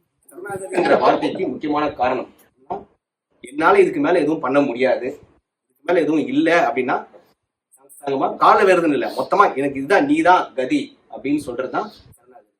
இப்ப நான் எப்படின்னா அம்மா சொன்ன மாதிரி எந்த ஒரு பேச்சுக்குமே எந்த ஒரு குறிப்புமே எழுதாம ஒரு திமிர்ல ஆடிந்த என்ன இன்னைக்கு ஒரு புத்தகத்தை கையில எடுத்து காலையில இருந்து படிடா, ராத்திரில இருந்து படிடான்னு சொல்லிட்டு ராத்திரிலாம் டீ குடிச்சுலாம் படிச்சு ஒரு புக்கை படிக்க வச்சு இருந்தாலும் சரணாகதி அடைய வைத்த ஒரு நூல் அப்படி எதுன்னா அது திருமுருகாற்றுப்படை. காரணம் என்ன? காரணம் என்ன? 17 மேற்கணக்கு நூல்கள். நம் தமிழர்கள் நம் அடையாளத்தை இழக்கும் ஒரு காலம் இப்ப நம்ம இருக்கோம். ஏன்னா தமிழர்களை பிரிப்பதற்காகவோ அல்லது தமிழர்களுடைய அந்த சிறப்பைகளை வந்து குறைப்பதற்காகவோ என்ன, அதான் நம்மளுடைய அடையாளங்களை எல்லாம் நம்மிடம் இருந்து நீக்கும் ஒரு செயல் இப்ப பரவலா நடந்துட்டு இருக்கு. அதுல ஒண்ணு ஆன்மீகம். நாம் தமிழையும் ஆன்மீகத்தையும் ஒரே இணைக்கோட்டை நம்ம கொண்டு போறோம். ஆனா நம்ம எண்ணத்துல வந்து அது ஆன்மீகம்னு இல்லாம அதை தமிழை சார்ந்து கொண்டு போகும்போது சிலர் சொல்லும் செயல் என்னன்னா, நீங்க இதை மதம் சார்ந்து பேசுறீங்க அல்லது ஆன்மீகம் சார்ந்து பேசுறீங்க அப்படின்னு சொல்லும் போது என்ன ஆகுதுன்னா, நாம சில இலக்கியங்களை நாம கைவிட்டுறோம். ஆனால் திருமுருகாற்றுப்படை 17 மேற்கணக்கு நூல்ல ஒரு நூலா இருக்குன்றதே பல பேருக்கு தெரியாது. காரணம் என்னவென்றால், தமிழ் கடவுள் முருகர். அந்த ஒரு காரணத்தினால 17 மேற்கணக்கு நூல்ல இந்த திருமுருகாற்றுப்படையும் ஒரு நூலா இருக்கு. 17 மேற்கணக்கு நூல்கள்ல 10 பாட்டம் உள்ளடக்கியதுல திருமுருகாற்றுப்படை முதலாவது நூலாக இருக்கு. இப்போ அந்த திரு ஏரகம் அது என்னன்னா, இருமூன்று எய்திய இயல்பின் பழாது இருவர் சுட்டிய பல்வேறு தொல்குடி அறநான்கு இரட்டி இளமை நல்யாண்டு. இதை நான் படிக்க மாட்டேன். இது என்ன சொல்றாங்கன்னா, அந்த திரு ஏரகத்துல வரவங்க யாரு அப்படின்னா, நம்மளாம் சொல்ற மாதிரி சில குறிப்பிட்டவர்கள் அந்த இடத்துல இருக்காங்க. அவங்களோட தொழில் என்னன்னா, 6 தொழில் அவங்களுக்கு இருக்கு. முதல் தொழில் என்ன அப்படின்னா, அவங்களுக்கு ஓதல். ஓதல்னா இறையை சார்ந்த விஷயங்களை சொல்வது. அதுக்கப்புறம் ஓதுவித்தல். அதுதான் எனக்கு மட்டும் தான் தெரியும், நான் மட்டும் தான் படிப்பேன் இல்ல, மற்றவங்களுக்கு சொல்லி கொடுக்கறது ஓதுவித்தல். அதன் பிறகு வேட்டல், அதுக்கப்புறம் வேட்பித்தல், அதன் பிறகு ஈதல், ஏற்றல். அதாவது சொல்லி கொடுக்குறவங்க சொல்லி கொடுத்த மட்டும் நிறுத்த மாட்டாங்க, நிறுத்தக்கூடாதுன்றாங்க. சொல்லி கொடுத்தவங்க அதை செயல்முறைப்படுத்தணும். அதன் பிறகு தயக்கம் இல்லாம கையேந்தணும். அதே மாதிரி கையேந்தனத்துக்கு உங்களுக்கு கிடைக்கிறத மற்றவங்களுக்கு கொடுக்கணும். இந்த 6 விதமான செயல்களை செய்பவர்கள் வராங்க. அவங்க எப்படி வராங்கன்னா, குளிச்சுட்டு ஈரத்துணிய காய வைக்காம, புரிஞ்சுக்கிற விஷயம்னா, குளிச்சுட்டு ஈரத்துணிய உடம்புல சுத்திக்கினே 2 கைகளையும் தலைக்கு மேல தூக்கி கூப்பி வணங்க சொல்றாங்க. காரணம் என்னன்னா, அவர்கள் அந்த ஆடை காய்வதற்கு கூட நேரம் செலுத்தாமல் தாய்க்காம கையேந்தி முருகனுடைய அந்த 6 வார்த்தைகள் கொண்ட வார்த்தை சரவண பவ என்ற சொல்லை சொல்லி அவர்கள் கடவுளை பார்ப்பதற்காக போயிட்டு இருக்காங்க. இந்த இடங்கள்லாம் சிறப்பாக இருக்கிற இந்த திருமுருகாற்றுப்படையில இந்த 2ஆம் தலம், நான் சொன்னது 2ஆம் தலம் சுவாமிமலை சொன்ன. இதன் பிறகு 3வது ஒண்ணு இருக்கு. இந்த காலத்து மக்களுக்கு புரிஞ்சது எல்லாமே வேள்பாரி தான் தமிழருடைய இலக்கியத்துல பெரிய இலக்கியம்னு சொல்ற ஒரு குழுவும் இங்க இருக்கு இந்த காலத்துல. ஆனால் வேள்பாரிக்கே முன்னோடி யாருன்னா குறவஞ்சி, குற்றால குறவஞ்சி. குறவர்களும் அவர்களை சார்ந்த விஷயங்களும். முருகர் எல்லாருக்கும் பொதுவானவர். மொழிக்கு மட்டும் இல்ல, தமிழ் எப்படி எல்லாருக்கும் பொதுவோ அதே மாதிரி முருகரும் எல்லாருக்கும் பொதுவானதுனால அந்த குறவர்களும் அந்த குறவர்களின் கூத்தை குறித்து ஒரு தளம் இருக்கு. அதை பற்றி பேசுவதற்காக எனக்கு பிறகு வரும் சகோதரி அனுராதா அவர்கள் சிறப்பாக பேசுவார்கள். அனைவருக்கும் நன்றி. ஓமா, அதாவது சங்கமித்திர கதை இப்படி தப்பா சொல்லக்கூடாது. அசோகருடைய 2 புதல்வர்கள் ஒருத்தர் சங்கமித்திரர். அப்படிப்பட்ட ஒரு அருமையான பொண்ணை சங்கம் இருக்கிறான்னு ஒய்ஃபு தான். மனைவி கூட வரலன்ற தைரியத்துல பேசக்கூடாது. உங்க நண்பர்கள் எல்லாம் போய் அவங்ககிட்ட நிறைய பேர்ட்ட போன் நம்பர் இருக்காப்பா, மறந்துடாம சொல்லிடுங்க. அது மறந்துடாம சொல்லிடுங்க. அவருக்கு என்ன நடக்கணுமோ அது ராத்திரி நடக்கணும் இல்லையா? இதுல என்ன திருவேரகத்தை பத்தி சொன்னார் இல்லையா? 13 அடிகள் உள்ள ஒரு நூல், ஒரே ஒரு அந்த படை வீடு, 13 வரிகள் உள்ள அந்த வரிகளை திருவேரகம் என்று வைத்திருக்கிறார்கள். திருவேரகத்துல ஒண்ணும் இல்ல, அந்த ஏரகத்து செட்டியார் அவர் சொல்லுவாங்க. யார? சுவாமி மலை பெருமாளை. ஏன் ஏரகத்து செட்டியார்னா, வெங்காயம் சுக்கானால் வெந்தயத்தால் ஆவதென்ன? வெங்காயம்னா நம்ம தான். வெங்காயம் சுக்கானால் வெந்தயத்தால் ஆவதென்ன? இங்கார் சுமப்பார் இச்சரக்கை, நம்மள இங்க ஆர் சுமப்பார் இச்சரக்கை சீரகத்தை தந்தீரேல். நான் ஒரு உருப்படுறதுக்கு ஒரு வழி சொன்னீங்கன்னா, சீரகத்தை தந்தீரேல் நான் என்ன செய்வேன்? பெரும் ஏரகத்து செட்டியாரே. நீங்க எனக்கு பெரும் ஏரகத்து செட்டியாரேன்னு முருகனை சொல்றாரு. அதனால இன்னொன்னு இந்த அங்க வரக்கூடியவர்கள்லாம் அந்தணர்களை பத்தி சொல்றாங்கல்ல, அவர்கள் பார்ப்பு அன்னார்னு சொல்றாங்க. சிறு குஞ்சுகள் போன்றவர்களாம் பார்ப்பு அன்னார். அதனால்தான் அதுக்கு பின்னாடி இது பார்ப்பு பிரிந்து இருக்கிறது. உமாசங்கர் சொன்னபடி சரவண பவ என்ற அந்த 6 எழுத்து மந்திரம் சொல்லப்பட்ட ஒரு இடம் சுவாமிமலை மட்டும்தான். சுவாமிமலையில மட்டும்தான் 6 எழுத்து அடக்கிய அருமறை கேள்வி நாவியல் மருங்கின் நவிலப்பாடி என்ற ஒரு வரி நக்கீரரால் சொல்லப்படுகிறது.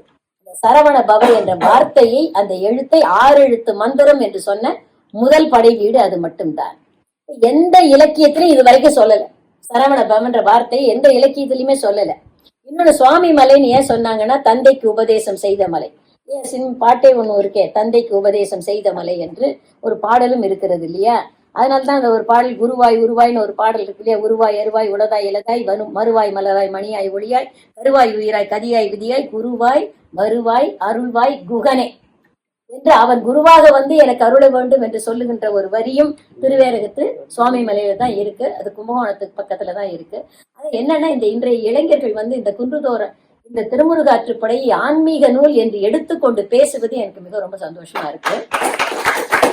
எனக்கு இதுவும் தமிழை பத்தி தான் சொல்லுது, அந்த தமிழ் முருகனை பத்தி சொல்லுது, தமிழ் இலக்கியம் தான் இது என்றெல்லாம் பேசாமல் எது சொல்லப்படுகிறதோ, அவன் எந்த நோக்கத்தில் இந்த நூல் எழுதப்பட்டதோ அந்த நோக்கத்தில் நாம் புரிந்து கொள்வது மட்டும்தான் அந்த இலக்கியத்தை சரிவர புரிந்து கொண்டவர்களாகும்.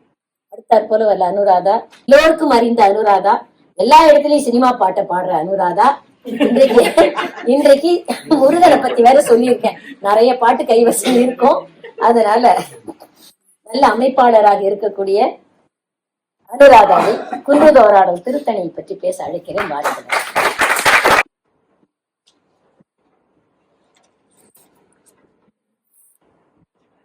எத்திக்கும் தித்திக்கும் எம் தமிழுக்கு முதல் வணக்கம். அனைவருக்கும் அணுவின் அன்பான வணக்கம். இந்த நிகழ்ச்சியை ஏற்பாடு செய்த தமிழ் மொழி பண்பாட்டு கழக தலைவர் திரு மு. ஹரிகிருஷ்ணன் ஐயாவிற்கும், தலைமையேற்று நடத்தி கொண்டிருக்கும் இலக்கியவாதி முனைவர் சரோஜினி செல்லகிருஷ்ணன் அம்மா அவர்களுக்கும் மற்றும் சோழன் மன்ற உறுப்பினர்கள் அனைவருக்கும் என்னுடைய பணிவான வணக்கத்தை கனிவோடு தெரிவித்துக் கொள்கிறேன். எனக்கு கொடுக்கப்பட்ட பாடல் வரிகள் வந்து 211 இருந்து 260 வரைக்கும், அந்த 50 வரிகள்ல 10 நிமிடங்கள்ல பேசணும். இந்த பாடல் வந்து என்ன, எனக்கு கொடுக்கப்பட்ட பாடல என்ன சொல்லப்படுது அப்படின்னா, குமரன் குடிக்கொண்டுள்ள வேலன் இயல்பு, குமரன் இருக்கும் இடங்கள், அந்த குமரன் இருக்கும் இடங்கள்ல எப்படி குமரன் வர வைக்கிறது, பெரியாட்டம் ஆடி குறவை கூத்தாடி அந்த மாதிரி வர வைக்கிறது. அப்படி வந்த முருகனை எப்படி தொழ வேண்டும், எப்படி துதிக்க வேண்டும் அப்படின்னு, எப்படி துதிக்கும், ஏன் அவர் அப்படி துதிக்க வேண்டும் அப்படின்னா, அவர் அவ்வளவு பெருமை வாய்ந்தவர், அவ்வளவு உயர்வானவர் அப்படின்றது. அதனாலதான் அந்த இதை துதிக்கணும். இப்போ நிறைய பேரு நம்ம சூப்பர் ஸ்டார் ரஜினிகாந்த் ஃபேனா இருந்தா அவரை மாதிரி உடை உடுத்திக்கிறது, அவரை மாதிரி பேசுறது, இன்ஃபுளுசர் இருக்கு இல்லையா, அது மாதிரி இளைய தளபதியா இருந்தா அவரை மாதிரி உடுத்திக்கிறது, அந்த மாதிரி. இப்ப இந்த குமரன் குடிக்கொண்டுள்ள வேலன் இயல்பு அப்படின்னா, குமரன் இந்த வேலன் அப்படின்றவர் பூசாரி. இப்ப கருப்பசாமி ஆட்டம் அப்படின்னா அந்த கருப்பசாமி மாதிரியே உடை உடுத்திப்பாங்க, நல்ல சலங்கு கட்டிக்கிறதோ இல்ல வந்து அருவா வச்சுக்கிறது, அந்த மாதிரி. கிருஷ்ண ஜெயந்தியாக இருந்தா கிருஷ்ணன் மாதிரி வேஷம் போட்டுக்கிறது, அந்த மாதிரியாக. இப்ப முருகனோடது, இப்ப கார்த்தி போட்டிருக்காருல சிவப்பு கலர் சட்டை, அந்த மாதிரி தன்னை வந்து உருவகப்படுத்திக்கிறது, அப்படியே முருகன் மாதிரியே அவங்கள உருவகப்படுத்திக்கிறாங்க. அப்படி செம்மேனி உடையவன் முருகன், நல்ல செந்நிறத்தவன். அவர் வந்து சிவந்த நிற ஆடை. ஏன்னா நிறைய பேர் நம்ம பார்ப்போம், இப்போ தைப்பூசம் எல்லாம் போனோம்னா செந்நிற ஆடை, மஞ்சள் ஆடை இந்த மாதிரி போட்டிருப்பாங்க. முருகனுக்கு பிடித்த உகந்த செந்நிற ஆடை. முருகனுடைய காதுகள் வந்து அசோக தளிர்களால் அசைந்து கொண்டிருக்கும். இப்போ அவர் வந்து கச்சு கட்டி இருப்பார், வீரக்கழல் அணிந்திருப்பார், இதெல்லாம் போட்டு வெற்றி மாலை சுடியவர். வெற்றி மாலை ஏன் அப்படின்னா, அந்த பாகுபலி படத்துல ரம்யா கிருஷ்ணன் சொல்லுவாங்க, ஒரு நல்ல அரசன் எப்படின்னா தன்னை அந்த படை எதிரிகள் இருக்காங்களா, எவ்வளவு பேர் வந்து சாகுறாங்கன்னு கிடையாது, எவ்வளவு பேர் உயிரோடு இருக்காங்களோ அது நல்ல அரசன். அந்த போருக்கு போகும் பொழுது அந்த ஆணிரைகளை கவர்ந்து வருது, அங்க இருக்கிற பசுக்கள் எல்லாம் கவர்ந்து வர்றதுதான் வெற்றி பூவை சுடி போவாங்க.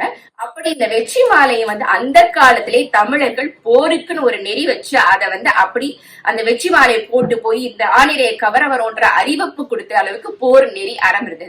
இப்ப மாதிரி போய் நம்ம போடுற மாதிரி டக்கு டக்குன்னு போட்டு உயிரை அழிக்கல. அந்த அளவுக்கு சிறப்பு வாய்ந்தவர்கள் நம் தமிழர்கள். அந்த மாதிரி வெற்றி மாலையை இவரும் போட்டிருக்காரு. குழல் இசைப்பவர், எப்படி கிருஷ்ண பரமாத்மாக்கு எப்படி குழல் வந்து இசைக்கிறது பிடிக்கும், இவருக்கும் குழல் இசைக்கு மயங்கிறதுனாலதான் இன்னைக்கும் வந்து திருமுருகாற்றுப்படை வந்து எல்லா கோவில் தலங்களையும் பாடுறாங்க. ஏன் திருமுருகாற்றுப்படை படிங்க அப்படின்னு சொல்றோம் எல்லாரும் அப்படின்னா, இந்த பாரதி பதிப்பகம் இருக்கு இல்லையா, அந்த அவருக்கு வந்து ஒரு மாதிரி நல்ல பிரம்ம பிடிச்ச ஒரு தங்கச்சி இருந்தாங்க. அப்ப போய் அங்க வந்து காஞ்சி பெரியவர்கிட்ட கேட்கும் பொழுது தினமும் படிங்க, அவங்கள படிக்க வைங்க அப்படின்னு சொன்னாங்க. அப்ப அவங்களுக்கு படிக்க தெரியாதே அப்படின்னா, அப்ப தினமும் கேட்க வைங்க அப்படின்னு. எதிர்மதனியான எண்ணங்கள் போய், தீய சக்திகள் போய் நல்ல எண்ணம் வர வேண்டும் என்பதற்காகத்தான் திருமுருகாற்றுப்படையை தினமும் படிங்க அப்படின்னு சொல்றாங்க. அப்படி அவங்க படிச்சதுனால அவங்களுக்கு அது போயிடுது அப்படின்னு. இப்படி இருக்கிறவங்க முருகன் வந்து வாகனமாக ஆட்டுக்கிடாயும் மயில் வாகனமும் இருக்கு. அந்த இப்ப மயில் வாகனம் இருக்கிறது எல்லாத்துக்கும் தெரியும். ஆட்டுக்கிடாய் எப்படி இங்க வந்தது அப்படின்னா, ஒரு அசுரன் ஆட்டுக்கிடையாக வந்தார். அப்ப அவருக்கு அப்புறமே சூரபத்மன் எப்படி எடுத்துக்கொண்டார் வாகனமாக, இவரையும் வாகனமாக முருகன் ஏற்றுக்கொண்டார். அதுதான் அதுல கொடியன் நெடியன் தொடியடி தோழன் அப்படின்னு ஒரு வரும். அதுல வந்து நல்லா தொடி போட்டு இந்த வேலெல்லாம் வச்சிருக்காங்க இல்லையா, அந்த மாதிரி எல்லாம் போட்டு நிறைய வந்து இந்த புறவர் இந்த யாழ் இசையை காட்டிலும் நல்ல இசை குரலை உடைய இந்த பெண்கள் நக்கீரலியா பெண்களை எவ்வளவு அழகா வர்ணிச்சு சொல்லியிருக்காரு.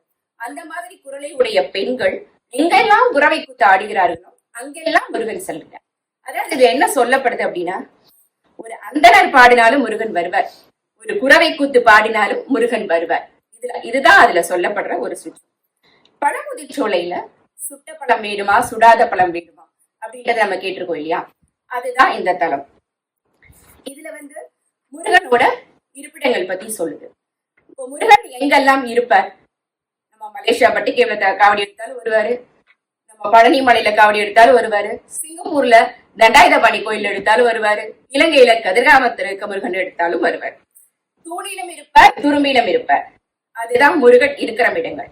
இங்க எங்க இருப்பார் அப்படின்னா, விழாக்கள் நடக்கிற எல்லா இடத்துலயும் உள்ளம் முருகுதையா அப்படின்னு நீங்க கும்பிட்டீங்கன்னா அங்கெல்லாம் முருகன் வருவார். காடு, மலை, ஆறு, சோலை, மலை அடிவாரங்கள், கடம்பவனம், என் கற்றிலை, கந்தனை என்றாலும் கற்றிலை என்றாலும் நம்ம கேட்டிருக்கோம். அந்த மாதிரி அந்த இடங்களுக்கெல்லாம் வருவார். எப்படி வருவார் அப்படின்னா, இந்த வெறியாட்டம், குரவை கூத்து சொல்றாங்க. வெறியாட்டம் வந்து இன்னும் நிறைய இடத்துல இருக்குது. இப்ப வந்து இந்த காந்தார படத்துல வந்து சாமி வந்து அவருக்கு அப்படியே இறங்கும் இல்லையா, அந்த மாதிரி காட்டுறது. இது இறங்குமா அப்படின்னு கேட்டா எனக்கு பொதுவா இந்த நம்பிக்கை இருக்காது. ஒரு வாரம் எங்க அம்மா வந்து எங்க பாட்டி தாத்தா ஒரு கூட்டிட்டு போனாங்க. அங்க எப்படின்னா அந்த சாமி இறக்குவாங்க. ஏன்னா மதுரை பழமுதிர்ச்சோலையில் தான் நடக்குது. அங்க எப்படி பண்ணுவாங்கன்னா, இந்த அக்னி வளர்த்து அக்னியை அப்படியே வந்து அவங்க தூக்கணும். அப்படியே கையை கட்டிட்டு முன்னாடி தூக்கி அவங்க வாக்கு சொன்னாங்க வந்து முருகன் இறங்குவார் அப்படின்றது. அந்த மாதிரி அவங்க வந்து தூக்கின அப்புறமும் அதுல வந்து எந்த கை காலும் கொத்து போகாது, அப்படியே இருக்கும். அப்படியே சொல்லுவாங்க, அந்த மாதிரி உள்ளம் உருகி கும்பிட்டா கண்டிப்பா அந்த இடத்துல முருகன் வருவார் அப்படின்ற ஒரு நம்பிக்கை. அந்த மாதிரி இது வந்து இப்பயும் நடந்துட்டு இருக்கு. இப்ப பொங்கல் போனாலும் சிவராத்திரி எப்ப போனாலும் அந்த கிராமத்துல அந்த சின்ன குழந்தைங்களை நிப்பாட்டி வச்சு அது சாமி இறக்குவாங்க. அதுதான் வெறியாட்டம். தெய்வம் மனிதனிடத்தில் இறங்குவதுதான் வெறியாட்டம். இப்ப இந்த குரவை கூத்து அப்படின்றது நிறைய வகை இருக்கு. இப்ப போர்க்காலத்துல ஆடுறது தற்குரவைன்னு சொல்றாங்க. அப்புறம் போருக்கு பின்னாடி ஆடுறது, வெற்றி பெற்ற பிறகு ஆடுறது வந்துட்டு முன்குரவை அப்படின்னு சொல்லிட்டு முன் தேர்குரவைனும், வெற்றி பெற்ற பிறகு தேருக்கு பின்னாடி வந்து ஆடுறது பின் தேர்குரவைனும். இப்போ இந்த குரவை கூத்து சிலப்பதிகாரத்திலையும் இருக்கு. சிலப்பதிகாரத்துல நிறைய வந்து கண்ணையும் கோவலனும் மதுரை வரும்பொழுது அந்த குரவை குன்றை குரவை ஆடியதாக செய்திகள் இருக்கு. கணவன் மனைவியாக சேர்ந்து இந்த குறிஞ்சி நிலத்துல ஆடுறதும் குன்ற குரவையில இருக்கு. அப்புறம் பரந்த குரவைன்னு ஒன்னொன்னு இருக்கு. இங்க வந்து அவர்கள் ஆடுவது இந்த குரமகள் எதுக்கு வேண்டா அப்படின்னா, முருகன் தன் இடத்துல வரணும், உள்ளம் உருகி வேண்டா வரணும் அப்படின்னு சொல்லி. அப்ப அதுக்காக ஆடையெல்லாம் உடுத்திக்கிறான். அவங்க சொன்னாங்களா ஈரம் ஆடை ஆடை, அந்த மாதிரி செந்நிற ஆடையெல்லாம் உடுத்திட்டு அங்க இப்ப முருகன் வராரு அப்படின்னா அந்த இடம் எவ்வளவு செழிப்பாக இருக்கணும். நல்லா வந்து சிறுதானியங்கள், வெண்கடுகு இதெல்லாம் வந்து நெய்ல எண்ணெயில கலந்து இதெல்லாம் வச்சு பொரிய தூவி அரிசியை தூவி, இப்ப வந்து வயல சார்ந்த பகுதியில வந்து தானியங்களை வச்சு கும்பிடுவாங்க. அதாவது நம்ம கிடைத்த பொருளை இறைவனுக்கு வைத்து திருப்பி கும்பிடுறது. அது மாதிரி இங்க வந்து மலையை சார்ந்த பகுதியினால நிறைய ஆடு மாடு இதெல்லாம் வந்து கோழிலாம் வந்து சுவாமிக்கு வச்சு கும்பிடுறாங்க. இவங்களோட பழக்கமாக இருக்கு. அப்படி வச்சு கும்பிட்டுது. அந்த மாதிரி பொருட்களையும் வச்சு நல்ல வில்வ மாலை, செவ்வலரி மாலை, பூக்கள், மனம் வீசக்கூடிய அத்தனை பூக்களையும் எடுத்து அலங்கரிக்கிறாங்க. இப்படிலாம் பண்ணா முருகன் வருவாரா? கண்டிப்பா வருவார், நம்ம நம்பிக்கையோட கும்பிட்டா. அதுதான் சொல்றாங்க. இப்போ நிறைய இசைக்கருவிகள், இப்போ நம்ம வந்து எல்லா கோவில்லையும் முருகன் கோவில் ஆகட்டும் எந்த கோவில் ஆகட்டும் நிறைய இசை இருக்கும். நைவேத்தியங்கள்லாம் பண்ணும் பொழுது பார்த்தோம்னா நம்ம ஒரு பக்கம் நாதஸ்வரம், இந்த ஓம் சக்திலாம் அந்த நல்லா வந்து மிருதங்கம், இந்த பக்கம் வந்து அந்த நல்ல மணி சத்தம், இதெல்லாம் போடும் பொழுது அப்படியே அங்க முருகன் வருவார் அப்படின்றது நம்பப்படுது. அப்ப அந்த குரவர்கள் வந்து மனசுக்குள்ள வேண்டிக்கிறார், யாருக்கும் கேட்காம வேண்டிக்கிறார், தன்னிடத்துல வரணும். யாரு இல்லைன்னு சொல்றாங்களோ அவங்க அஞ்சும்படி நீ வரணும், என்னோட அச்சத்தையும் நீ போக்கணும். இதுக்காக எல்லாம் வந்து நல்ல காப்பு கட்டி விரதம் இருந்து இந்த மாதிரி எல்லாம் பண்ணி அவ வந்து குரவகள் நினைச்சு வேண்டான். குரவகளுக்கும் முருகன் வருவார் அப்படின்றது இதுல சொல்லப்படுற செய்தி. அதுக்கப்புறம் வந்து இந்த வெறியாட்டு களங்கள்ல எப்படி இந்த சுவாமி வந்து இறங்கின பிறகு நீ எப்படி எல்லாம் வந்து சாமிய வந்து முருகனை வந்து நீ தொழ வேண்டும், எப்படி வேண்ட வேண்டும் அப்படிங்கிற ஒரு செய்தி. முருகன் வந்து அவ்வளவு பெரிய உயர்வானவர், அதனால நீ வேண்டணும். அம்மா சொன்னாங்கல்ல, திரௌபதி எப்படி சரணடைந்தார், நின்னை சரணடைந்தேன், அதுதான், வேற எதுவுமே கிடையாது. நம்மளோட ஆணவம், நம்மளோட எல்லாமே போய், கர்வம் எல்லாம் போய் கைய மேல தூக்கி அவரோட திருவடிகள்ல நம்மளோட தலைய புதைச்சு வேண்டணும். ஏன் அப்படின்னா அவர் அவ்வளவு உயர்வானவர். எவ்வளவு உயர்வானவர் அப்படின்னா, இமயமலையில சிவபெருமானுடைய 6 கண்கள், அந்த நெற்றி கண்கள்ல இருந்து 6 பொய்கள் வந்து சரவண பொய்கையில முருகன் வந்து பிறந்தார். அவரை வந்து அக்னி தேவன் எடுத்துட்டு வந்து இந்த கார்த்திகை பெண்களிடம் கொடுத்து வளர்த்தார். இந்த கார்த்திகை பெண்கள் வந்து இப்போ இருக்கிற அந்த சீரியல்ல வர கார்த்திகை பெண்கள்ல சிவபெருமானோட சாபம் பெற்று விமோச்சனத்திற்காக இந்த முருகனை வளர்த்த நிதர்ஷினி, அபரகேந்தி, மேகேந்தி, வர்த்தேந்தி, அம்பா, துலா, அந்த 6 பெண்களும் முருகனை வளர்த்து சாப விமோச்சனம் பெறாங்க. அதுக்கப்புறம் கல்லாரான மரத்தின் கீழே வந்த கடவுளின் மகன் தட்சிணாமூர்த்தி. தட்சிணாமூர்த்தி வந்து இவங்க எல்லாம் சொன்னாங்க, பிரம்மன் வந்து இல்ல, பிரம்மனோட 2 பசங்க வந்து ஒரு சந்தேகம் வந்தது. அதை கேட்கறதுக்காக அவங்க போய் பிரம்மன்கிட்ட போனா அவர் இல்ல. அதுக்கப்புறம் வந்து பெருமாள்கிட்ட போனா அவங்க பார்வதியோட லட்சுமியோட இருந்தாங்க. சரி, சிவபெருமான்கிட்ட வந்தா பார்வதியோட இருப்பாருன்னு சொல்லிட்டு அவர் வந்து ஆலமரத்தடியில அந்த தட்சிணாமூர்த்தியாக, அவரும் சிவனுடைய அவதாரம், அந்த மாதிரி உயர்வான மகன் அவதாரம் அப்படின்னு சொல்றாரு. இதுக்கப்புறம் நமக்கு எல்லாருக்கும் நெற்றிக்கனுடைய சிவபெருமானுடைய மகன் முருகன் தெரியும், உமையாரோட மகன் தெரியும், கொற்றவையோட மகன். கொற்றவை எங்க வந்தது அப்படின்னா, அந்த காலத்துல தாய் தெய்வங்கள்னு இருக்கும் இல்லையா, மலையும் மலையை சார்ந்த பகுதியில கொற்றவை நிறைய கும்பிடுவாங்க. போர் போறதுக்கு முன்னாடி வெற்றி பெறுவதற்காக இந்த கொற்றவையை வேண்டிட்டு போவாங்க. இப்போ சிலப்பதிகாரத்துல கண்ணகியும் கோவலனும் மதுரை நகருக்கு கவுந்தியடிகளோட போன உடனே சென்ற முதல் கோவில் இந்த கொற்றவையோட கோவில். இந்த கொற்றவை கோவில் வந்து இப்போ திருமுருகாற்றுப்படையிலையும் பரிபாடல்லையும் கொற்றவைன்னு சொல்றாங்க. இதே சிலப்பதிகாரத்துல காடு கிழான்ற வார்த்தையும், மணிமேகலையில காடமர் செல்வி அப்படின்ற வார்த்தையிலும் சொல்லப்படுது. இவ்வளவு பெருவன் அந்த முருகனை, நம்ம நல்ல வில்லேந்தி கிடக்கிற முருகனை நம்ம அவ்வளவு தொழணும், அதுக்காக துதிக்கணும் அப்படின்றதா இதுல சொல்லப்படுது. அதாவது குருமகள் கும்பிட்டாலும் வருவார், யாரு கும்பிட்டாலும், நீங்க எவ்வளவு எளிமையா கும்பிட்டாலும், என்ன வச்சு கும்பிட்டாலும், மனசார உள்ளம் முருகி கும்பிட்டீங்கன்னா திருமுருகாற்றுப்படையில சொல்லப்படுவது இதுதான், முருகனை நீங்க துதித்தால் உங்களை தேடி வருவார். அவ்வளவுதான். இதுதான் எனக்கு கொடுக்கப்பட்ட வரிகள். வாய்ப்பு கொடுத்தவைக்கு, வாய்மொழி கேட்டவைக்கு நன்றி கூறி வருகிறேன். நன்றி. எல்லாத்தையுமே ரொம்ப தெளிவா சொல்லிட்டாங்க. இந்த வெறியாட்டங்கள்ல இருந்து, திறமைகள் வணங்குவதுல இருந்து எல்லாத்தையுமே சொல்லியாச்சு. அதுவும் ரொம்ப அழகா அவங்களுக்கே உரிய பாணியில சொல்லிட்டாங்க. இந்த திருத்தணி என்று சொல்லும் போது இது கோபம் தனிந்த இடம். சூரபத்மனை கொண்ட பிறகு அவர் கோபம் வந்தது, அது தனிந்த இடம் தான்.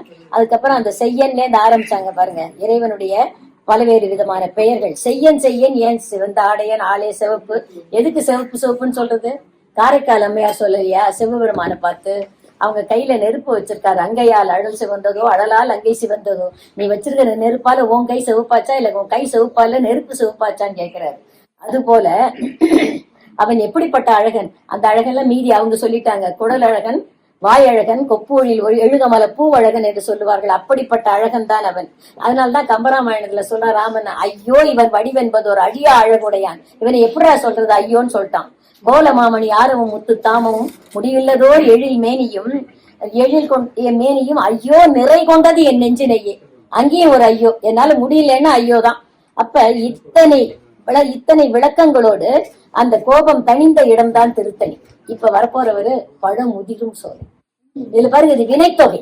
பழம் உதிரும் சோலை, உதிர்ந்த சோலை, உதிர்கின்ற சோலை. நம்ம கேத்திரபாலன் அவர்களும் இந்த 2 பேருக்குள்ள அத்தனை சிறப்பும் உண்டு. இவர் கூட கவிஞருங்க, ஒரு மிகச்சிறந்த ஒரு கவிஞராக இருக்கக்கூடிய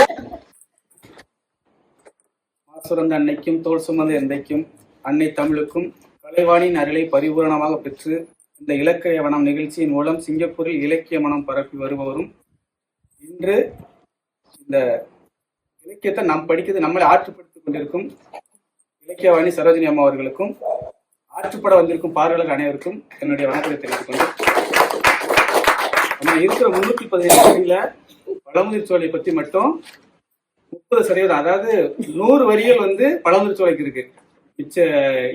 மிச்ச வரிகளை வந்து 70% வரிகளை வச்சு 5 பேர் பேசிட்டு போயிட்டாங்க. நான் வந்து 30% பேசணும். அது 10 நிமிஷத்துக்குள்ள முயற்சி பண்றேன். பழமுதிர்ச்சோலையில நக்கீரனார் பாடி இருக்கிறத வந்து ஒரு 4 விதமா பிரிக்கிறேன். அதுல ஒன்ன வந்து அவங்க பேசிட்டு போயிட்டாங்க. முருகனை வந்து எப்படி எல்லாம் கூப்பிட்டா அவர் வருவாரு அப்படிங்கறத சொல்லிட்டு போயிட்டாங்க.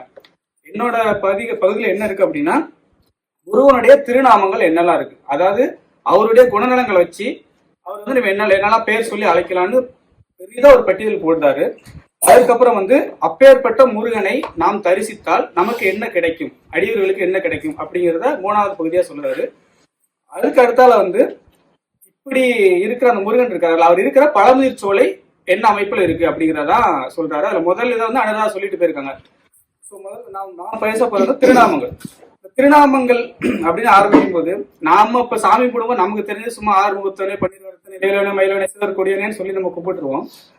அவர் சொல்றது வந்து பாத்தீங்கன்னா இவ்வளவு இருக்கா அப்படிங்கிறது எனக்கு தெரியல, அது படிக்கும்போது தெரியுது. அதையும் சொல்லி முடிச்சுட்டு கிட்டத்தட்ட அது 100கணக்கான பேர்கள் சொல்றாரு. அவ்வளத்தையும் தெரியும், நான் சொன்னா நேரம் காணாத, நீங்களும் போய் படிச்சுக்கோங்க.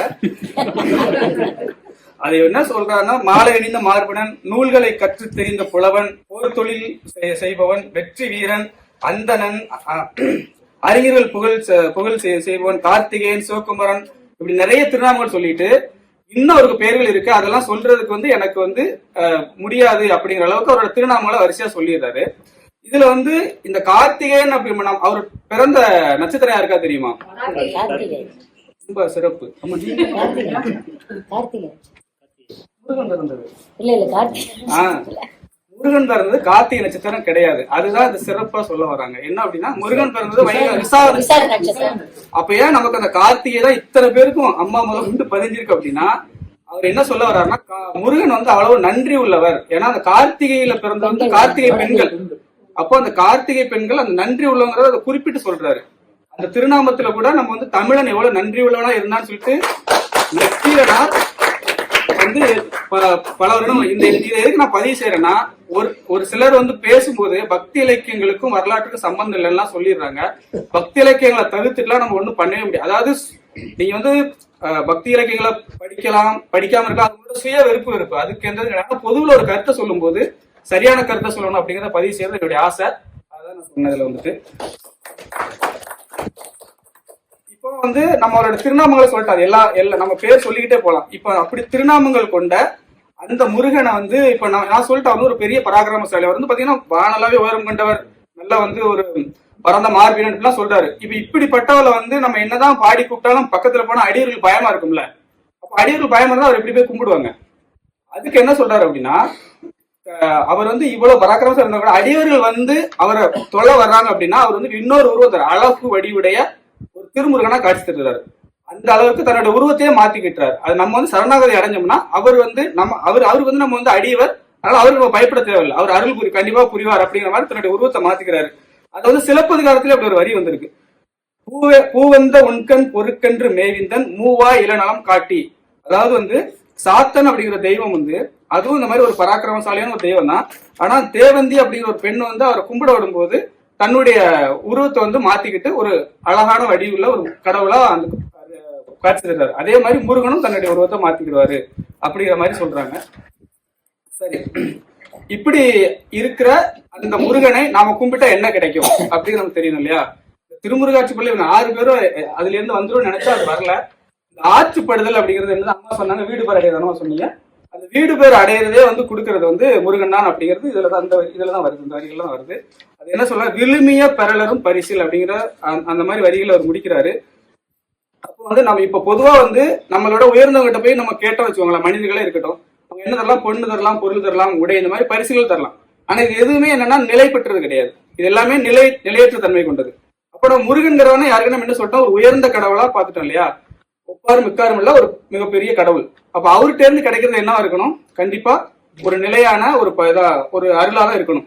அப்படி என்ன தராரு அப்படின்னா, யாராலும் தருவதற்கரிய முக்தியை தராரு. நம்மளோட வாழ்க்கை பயணமே நம்புறவங்களுக்கு வந்து என்னதுன்னா முக்தி, வீடு பேர் அடையிறதா நம்மளது.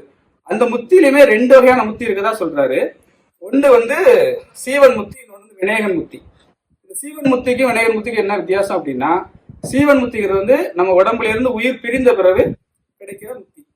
ஆனா ஆனா முருகன் வந்து இன்னும் உயர்வான தெய்வம் அப்படிங்கிறதுனால அவர் என்ன தராரு அப்படின்னா விநாயகன் முத்தி தராரு. அந்த விநாயகன் முத்தி அப்படிங்கிறது உடம்பில் உயிர் இருக்கும் போதே தருகின்ற ஒரு முத்தியா இருக்குது. அப்போ அந்த அளவுக்கு நீங்க முருகனை நம்பி சரணாகதி அடைஞ்சீங்கன்னா உங்களுக்கு உயிரோடு இருக்கும்போது அந்த முத்தி கிடைக்கும். அதாவது மரணமில்லா பெருவாழ்வு கிடைக்கும்னு வந்து நக்கீரனார் வந்து சொல்லியிருக்கிறாரு.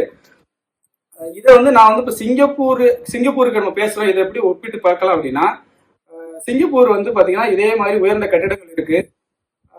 இங்க வந்து இப்ப இங்கேயும் வந்து பாத்தீங்கன்னா இங்க உள்ள இந்த சிங்கப்பூர் வச்சு பேசும்போது நம்ம சிங்கப்பூர் மட்டும் சொல்றது இல்ல, ஒரு சொர்க்க பூமின்னு சொல்றோம். கல்வி, பொருளாதார, வேலைவாய்ப்பு எல்லாத்துலயுமே உயர்ந்து இருக்கு இல்லையா? இங்கேயும் வந்து பாத்தீங்கன்னா நம்ம வந்து நம்மளுடைய வாழ்நாள் வந்து பாத்தீங்கன்னா மற்ற நாடுகளை ஒப்பிட்டு பார்த்தோன்னா ஒரு மகிழ்ச்சியான மரணம்லா பெருவாலும் வாழ முடியுது. அந்த அளவுக்கு நான் சிங்கப்பூரையும் ஒப்பிட்டு சொல்றேன். அதே தெய்வத்தை ஒப்பிட்டுன்னு கேட்டீங்கன்னா நம்ம தாய்நாடுன்னு சொல்றோம், தாயை தெய்வத்தை சொல்றோம் இல்லையா? அதனால நான் அதை ஒப்பிட்டு ஒரு ஒப்புமையா நான் பாக்குறேன். அதற்கு அடுத்தால இப்போ 2 சொல்லிட்டேன். ஒண்ணு வந்து நாமங்களை பத்தி பேசிட்டேன். அதுக்கப்புறம் வந்து அவரை கும்பிடுற அடியார்களுக்கு என்ன கிடைக்கும் அப்படிங்கறத நான் சொல்லிட்டேன். இன்னும் வந்து அந்த பழமுதிர் சோலை அப்படிங்கிற அந்த மலை எப்படி இருக்குன்னு சொல்றாரு. அப்ப மலைன்னு சொல்லும் போது மலை வந்து வானல உயரத்துல இருக்குது. அப்ப அதுல இருந்து அந்த பழமுதிர் சோலை எப்படி அந்த பேர் வந்ததுங்கிறது சொல்லும் போது முதல்ல வந்து அங்க இருந்து ஒரு அருவிகள் இல்லையா, மலையோட தூர்ல இருந்து அருவிகள் விழுறத வந்து அவர் எப்படி சொல்றாரு அப்படின்னா, வேறு பக்துலி நுடங்கி அகில் சுமந்து ஆற முழு முதல் உருட்டி வேரற் பூவுடை அலங்கு சினை புலம்பவேர் நின்று விண்பொரு நெடுவரை பருதியை கொடுத்த. அது வேறு பக்தலின் நுடங்கி அப்படின்னா அந்த அருவி விழுது இல்லையா, நம்ம தூர்ல இருந்து பார்க்கும்போது பல்வேறுபட்ட துணி இருக்குல்ல, வெள்ளை துணி வந்து அப்படியே வந்து ஆடிக்கிட்டே கீழே வர்ற மாதிரி இருக்கு. இத படிக்கும் போது நான் இதுக்கு முன்னாடியே ஒரு கவிதை படிச்சிருந்தேன். வைரமுத்துவோட கவிதையை வந்து அவர் வந்து ஓ நயாகரா அப்படின்னு சொல்லிட்டு ஒரு கவிதை எழுதுறாரு. இது என்னடா இது, அந்த பாறை இடுக்குகளில் தண்ணீரை துவைத்து காயப்பட்டது யார் அப்படின்னு எழுதியிருக்காரு. ரொம்ப ரொம்ப கவித்துவமா இருந்துச்சு. நம்மளும் இப்படி யோசிக்கலன்னு யோசிச்சுட்டு இருந்தேன். ஆனா அவர் எங்க இருந்து எடுத்துக்காருன்னு பார்த்தா நம்ம அந்த வேறு பக்தலின் உடங்கி அது சொல்றாரு. அதுக்கப்புறம் அந்த அருவி என்ன பண்ணுதுன்னா மேல இருக்கிறதெல்லாம் அகில் சந்தனம்லாம் உயர்ந்த மரங்கள். முதல்ல வந்து அகில் சந்தனம் அப்படிங்கிற அந்த மரங்கள் எல்லாம் உருட்டி கொண்டு வருது. அதற்கப்புறம் பாத்தீங்கன்னா மிக உயரமா வளரக்கூடிய மரம் இது மூங்கில். அந்த மூங்கில எடுத்து கொண்டு வருது. அதற்கப்புறம் வந்து சந்தன மரம், அது முடிச்சதுக்கு அப்புறம் சுரங்கைன்னு ஒரு பூ இருக்குது, அந்த இதை எடுத்துட்டு வருது. அதுக்கப்புறம் ஆசினி பலா, அப்புறம் வந்து அதுக்கு கீழே வந்து வாழை, இப்படி ஒன்னொன்னையா அது உருட்டி திரட்டி கொண்டு வந்தா அந்த மலை வந்து இருக்குது. அப்படின்னா அந்த மலையோட சிறப்பு என்னன்னு பாருங்க, அவ்வளவு தூரத்துக்கு இருக்குங்கிறத வந்து அவர் சொல்றாரு. இப்படி வந்து அருவி, மரங்கள், மலைகள், அப்புறம் தேன் கூடு இருக்குல்ல, தேன் அடை, அது எப்படி ஒப்பிட்டா ஞாயிறு மாதிரி இருக்கிற தேன் அடை, இப்படி இருந்துச்சுன்னா அது எவ்வளவு தித்திப்பா அந்த இடம் இருக்குன்னு பாருங்களேன். இவ்வளத்தையும் வந்து உருட்டி கொன்ற மாதிரி அந்த அளவுக்கு ஒரு சிறப்பான செழிப்பான ஒரு மலையான அந்த பழமுதிர் சோலை இருக்கு அப்படிங்கறத வந்து நக்கீரனார் வந்து நமக்கு சொல்லி இருக்கிறாரு. இப்பேற்பட்ட பழமுதிர் சோலையில நீங்க வந்து படிக்கிறதும் படிக்காததும் உங்களோட இஷ்டம். இப்ப நீ 6 படை வீடு இருக்கு, அந்த 6 படை வீட்டுக்கும் சென்று நீங்கள் முருகனை வழிபட்டால் உங்களுக்கு கண்டிப்பாக ஆற்றுப்படுவீர்கள் என்று நம்பி செய்வீர்கள் என்று நம்பி விடைபெற்றுள்ளதை நன்றி. பழமுதிர் சோலை வேற எங்கேயுமே இல்ல. ரொம்ப அழகா சொன்னாங்க. அந்த பழமுதிர் சோலையில என்னென்ன சொல்லப்பட்டிருக்கிறது. அந்த அழகர் மலைக்கு பின்னாடி உள்ளதுதான் பழமுதிர் சோலை. அங்கிருந்து வர்றதுதான் நூபுர கங்கைன்னு பேர் அதுக்கு. நூபுர கங்கைன்னு சொல்லும் போது ஏன் வந்து எல்லாரும் சொல்லுவாங்க பாருங்க, கோயில்ல போய் குளிச்சுட்டு, கோயில்ல போய் சாமி கும்பிட்டு நூபுர கங்கையில குளிச்சுட்டு போனா உடம்பு சரியா போயிடும்னு. அதெல்லாம் ஒண்ணும் இல்ல. அவர் சொன்னாரு பாத்தீங்களா, அத்தனை மூலிகைகளையும் அடித்து வருகின்றதுன்னு. அந்த மூலிகை தண்ணீரில் குளித்து வரும்போது உடல் நலம் நன்றாக இருக்கிறது. அதுதானே தவிர அப்படி ஒரு மெட்டீரியலிஸ்டிக்கா பாத்தீங்கன்னாலும் அதுக்கான ஒரு பொருள் இருக்கிறது. அதனால இந்த 6 படை வீடுகளை ரொம்ப எல்லாருக்குமே ஆற்றுப்படுத்துவதற்காக அவர்கள் சொன்னது போல இன்னும் ரொம்ப அவர் சொன்ன கருத்தை நான் ரொம்ப வலியுறுத்தணும்னு ஆசைப்பட்டேன். அதை ரொம்ப வலியுறுத்திட்டு போயிருக்காரு. அந்த ஆன்மீக இலக்கியங்கள் இல்லை என்றால், பக்தி இலக்கியங்களே இல்ல தமிழ்ல இல்ல, தேவையே இல்லை என்று சொல்லுவோரும் உண்டு. இந்த சமீபத்துல நடந்த ஒரு விழாவில கேட்கக்கூடிய ஒரு துர்பாக்கியம் எனக்கும் ஏற்பட்டது. இதுல வந்து பாரதிதாசனுக்கு இறை நம்பிக்கையே கிடையாது. ஆனால் அவர் சொல்லுகிறார், எவன் ஒருவன் பாடல் எழுத வேண்டும் என்று ஆசைப்படுகிறானோ அவன் 4000 திவ்ய பிரபந்தத்தை படி என்று சொல்லுகிறார். 4000 திவ்ய பிரபந்தத்துல ஒரு சொல் கூட வட சொல் இல்லை. அப்ப யார் எந்த உரை மறுப்பாளனாக இருக்கக்கூடிய பாரதிதாசன் சொல்லுகிறார் 4000 திவ்ய பிரபந்தத்தை படி என்று. பக்தி இலக்கியம் இல்லையே, தமிழ் இல்லை. அதுதான் இன்றைய முடிந்த முடிவு. இன்னைக்கு பார்த்திருக்கிற அந்த இளைஞர்கள் எல்லாம் எப்படி திருமுருகாற்றுப்படை படிப்பாங்க, எப்படி பேசுவாங்கன்னு அவர்கள் நோக்கில் பேசினாலும் நக்கீரருடைய நோக்கில் இருந்து அவர்கள் விலகவில்லை. எங்கிருந்தும் விலகல. இவ்வளவும் கிடைச்சா உங்களுக்கும் கிடைக்கும், உங்களுக்கும் கிடைக்கும். ஒரு வாழ்க்கையில ஒரு நம்பிக்கை தானப்பா வேணும். அந்த நம்பிக்கையை கொடுக்கிறாரு. அவங்க என்ன சொல்றாரு, அவன் எங்க பார்த்தாலும் சுத்திட்டு வரான் அந்த பக்தன். அவன் சொல்றான், எங்க பார்த்தாலும் போன, என்னென்னவோ பேசினேன், ஆனா உன்னுடைய பாதங்களுடைய பெருமை என்னால பேச முடியல. நின் அளந்து அறிதல் அரிது, மண்ணுயிர்க்கு அரிது. எனக்கு மட்டும் இல்ல, இந்த உலக உயிர்கள் எல்லோருக்கும் அரிது. அதனால உன் பாதங்களை நினைச்சுதான் வந்தேங்கிறான். இப்ப நம்மளும் அப்படிதான் எல்லா கோயிலுக்கும் போறோம். நமக்குள்ள ஒரு நம்பிக்கை என்ன, இந்த சாமி நம்மள பாக்குதா இல்லையா? நான் இத்தனை தடவை போறேன், அவர் கண்ணு என் மேல படவே இல்லையே, பட்டா நான் ஏன் இவ்வளவு கஷ்டப்படுறேன்? நம்ம எந்த ஊர்ல இருந்துட்டு கஷ்டப்படுறோம்னு சொல்லக்கூடாது. எந்த ஊர்ல இருந்தாலும் நம்ம கஷ்டப்படுவோம் இல்லையா? அந்த அடிப்படையில நம்ம தான் ஒண்ணு நினைச்சா இன்னொன்னு அதுக்கு தாண்டில நினைக்கிறோம். அது கிடைக்கலன்னா நம்ம கஷ்டப்படுறோம்னு அர்த்தம். அதாவது எனக்கு என்ன இறைவன் பார்க்கவில்லையே என்று சொல்லும் போது மிகப்பெரிய நம்பிக்கை பழமுதிர் சோலை என்ற அந்த இடத்தில் தான் வருகிறது. அஞ்சல் ஓம்புமதி அறிவல் நின் வரவு, நீ பயப்படாத, உன் வருகையை எனக்கு தெரியும். ஆண்டவன் பார்க்கல நினைக்கிறோமே. அஞ்சல் ஓம்புமதி அறிவல் நின் வரவு, அன்புடன் நன்மொழி சொல்லுகின்றான். இப்ப சொன்ன இல்லையா, அவர் சொன்னார் இல்ல, வீடு பேறு பெறுகின்ற ஒருவன். இங்க கொஞ்சம் மாத்தி யோசிச்சு பாருங்க. நான் பரிசில் பெற்ற சிறுபாணன் இன்னொரு பாணனை ஆற்றுப்படுத்துகிறான், பெரும்பாணனை ஆற்றுப்படுத்துகிறான், கூத்தனை ஆற்றுப்படுத்துகிறான். ஒவ்வொருவரை ஆற்றுப்படுத்த இங்க தலைகீழ மாறுது. முருகனை பக்தனிடம் ஆற்றுப்படுத்துவதுதான் திருமுருகன். நம்ம போய் முருகனை பார்க்கணும்னா தேவையே இல்லை, போப்பா. அதான் நான் தினம் செஞ்சுக்கிட்டு இருக்கிறேன். ஆனால் அப்போது நக்கீரர் சொல்லுகிறார், இந்த எல்லாம் இனிமே பழப்புக்கு வராது, அவன் வர வேண்டும், அவன் தாழ் தோய நிலம் கடந்து வர வேண்டும், மண்ணுயிர் காக்க அவன் வர வேண்டும். ஆனால் முருகனை ஆற்றுப்படுத்துவதுதான். பாணனை ஆற்றுப்படுத்துவது பெரும்பான் ஆற்றுப்படை, சிறுபான் ஆற்றுப்படை என்றால் முருகாற்றுப்படை என்ன, முருகனை ஆற்றுப்படுத்துவது. வீடு பெற விரும்பும் ஒருவனை அவன் வந்து வீடு பேறு தர வேண்டும். அவன் தந்தால்தான் அவன் முருகன், அவன் எல்லோரும் வணங்கத்தக்கவன் என்ற ஒரு பெயர். இப்ப சொன்ன மாதிரி இப்ப பக்தி இலக்கியங்கள் இல்லையே, தமிழ் இல்ல, பக்தி இலக்கியங்களே தமிழ் இல்ல, தேவை இல்லைன்னு சொல்லுகின்றவங்களுக்கு தயவு செய்து சொல்லுங்க, பக்தி இலக்கியங்கள் இல்லையே, தமிழ் இல்லை. தமிழினுடைய அத்தனை சிறப்பு. நீங்க ஏன் அந்த சாமியை மட்டும்தான் சொல்றாங்கன்னு நினைக்கிறீங்க? நீங்கள் விரும்புகின்ற அந்த இறைவனுக்கும் நீங்க அத்தனை குணங்களையும் பொருத்தி பாருங்கள், கொஞ்சம் கூட மாறியே போகாது. அப்படி பார்த்தால் எல்லா சமய இலக்கியங்களும் இல்லை என்றால் நிச்சயமாக தமிழ் வளராது, வாழாது. இன்றைக்கு சிங்கப்பூரில் வளர்ந்து கொண்டிருப்பதை உங்கள் கண் முன்னால் பார்த்து கொண்டிருக்கிறீர்கள். அதனால்தான் அவங்க 10 பாட்டு ஒண்ணு பின்னாடி எழுதி வச்சாங்க. அதுல ஒண்ணு மட்டும் சொல்லி முடிக்கிறேன். 5 முகம் தோன்றி 6 முகம் தோன்றும், வெஞ்சமரில் அஞ்சலென வேல் தோன்றும். எவ்வளவோ கஷ்டம், வெஞ்சமர்னா போருன்னு நினைச்சுக்காதீங்க. வெஞ்சமரில் அஞ்சலென வேல் தோன்றும். அதாவது ஒரு கால் நினைக்கும் 2 காலம் தோன்றும். நீ ஒரு காலம் நினைக்கணும் என்ன அர்த்தம்? ஒரு தடவை நினைச்சா 2 தடவை வருவான்னு அர்த்தம். ஒரு கால்னா ஒத்த காலம் நினைக்கிறோம் இல்ல, ஒரு கால் நினைக்கும் 2 காலம் தோன்றும், முருகா என்று ஓதுவார்மோ. நீங்க இறைவா என்று ஓதுவார்மோன்னு வச்சுக்கீங்களேன். அது உங்களுக்கு மேல் ஒருவன் இருக்கிறான் என்று நீங்கள் ஒத்துக்கொள்வீர்கள் என்றால் திருமுருகாற்றுப்படையில் நக்கீரர் கண்கொண்டு பாருங்கள். அந்த கண்கொண்டு பார்க்கும் போது அவன் எடுத்துக்கொண்ட சொல்லாற்றல், அந்த வர்ணனை, அவ்வளவு எழுத்தாற்றல் எவ்வளவுமே பார்க்கும்போது, இன்றைக்கு அவர் ஒரே ஒரு கருத்து சொன்னார் பாத்தீங்களா, இந்த அருவியை துவைச்சு காய போட்டது யாருன்னு. அது போல பல பேருடைய கவிதைகளின் மூலம் இதில் இருக்கிறது என்பதை நீங்கள் அறிய வேண்டும்.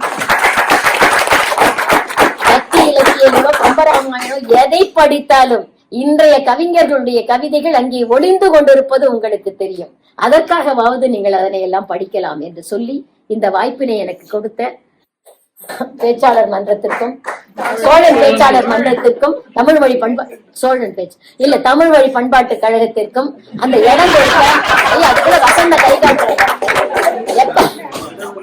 தமிழ் வழி பண்பாட்டு கழகம் தான் சொந்தம்.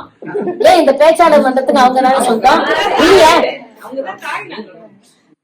அப்புறம் தாய்க்கழகம்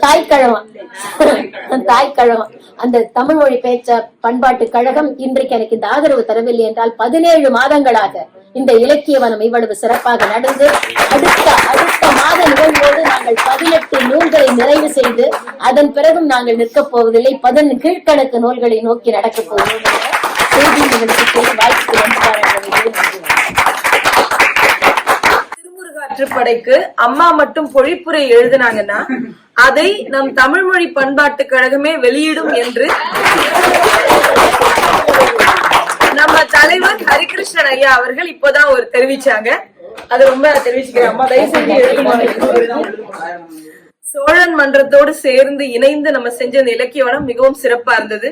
பேசிய பேச்சாளர்கள் மகுடமாக, உங்கள் பேச்சு எல்லாமே அருமை. மிக்க நன்றி. ஒருங்கிணைப்பாளர்கள் அனைவருக்கும், வந்தவர்கள் அனைவருக்கும் நன்றி. இப்போ பேச்சாளர்களோட முதல்ல ஒரு புகைப்படம், அதுக்கப்புறம் ஒரு குழு புகைப்படம் எடுத்துக்கொள்ளலாம். நன்றி.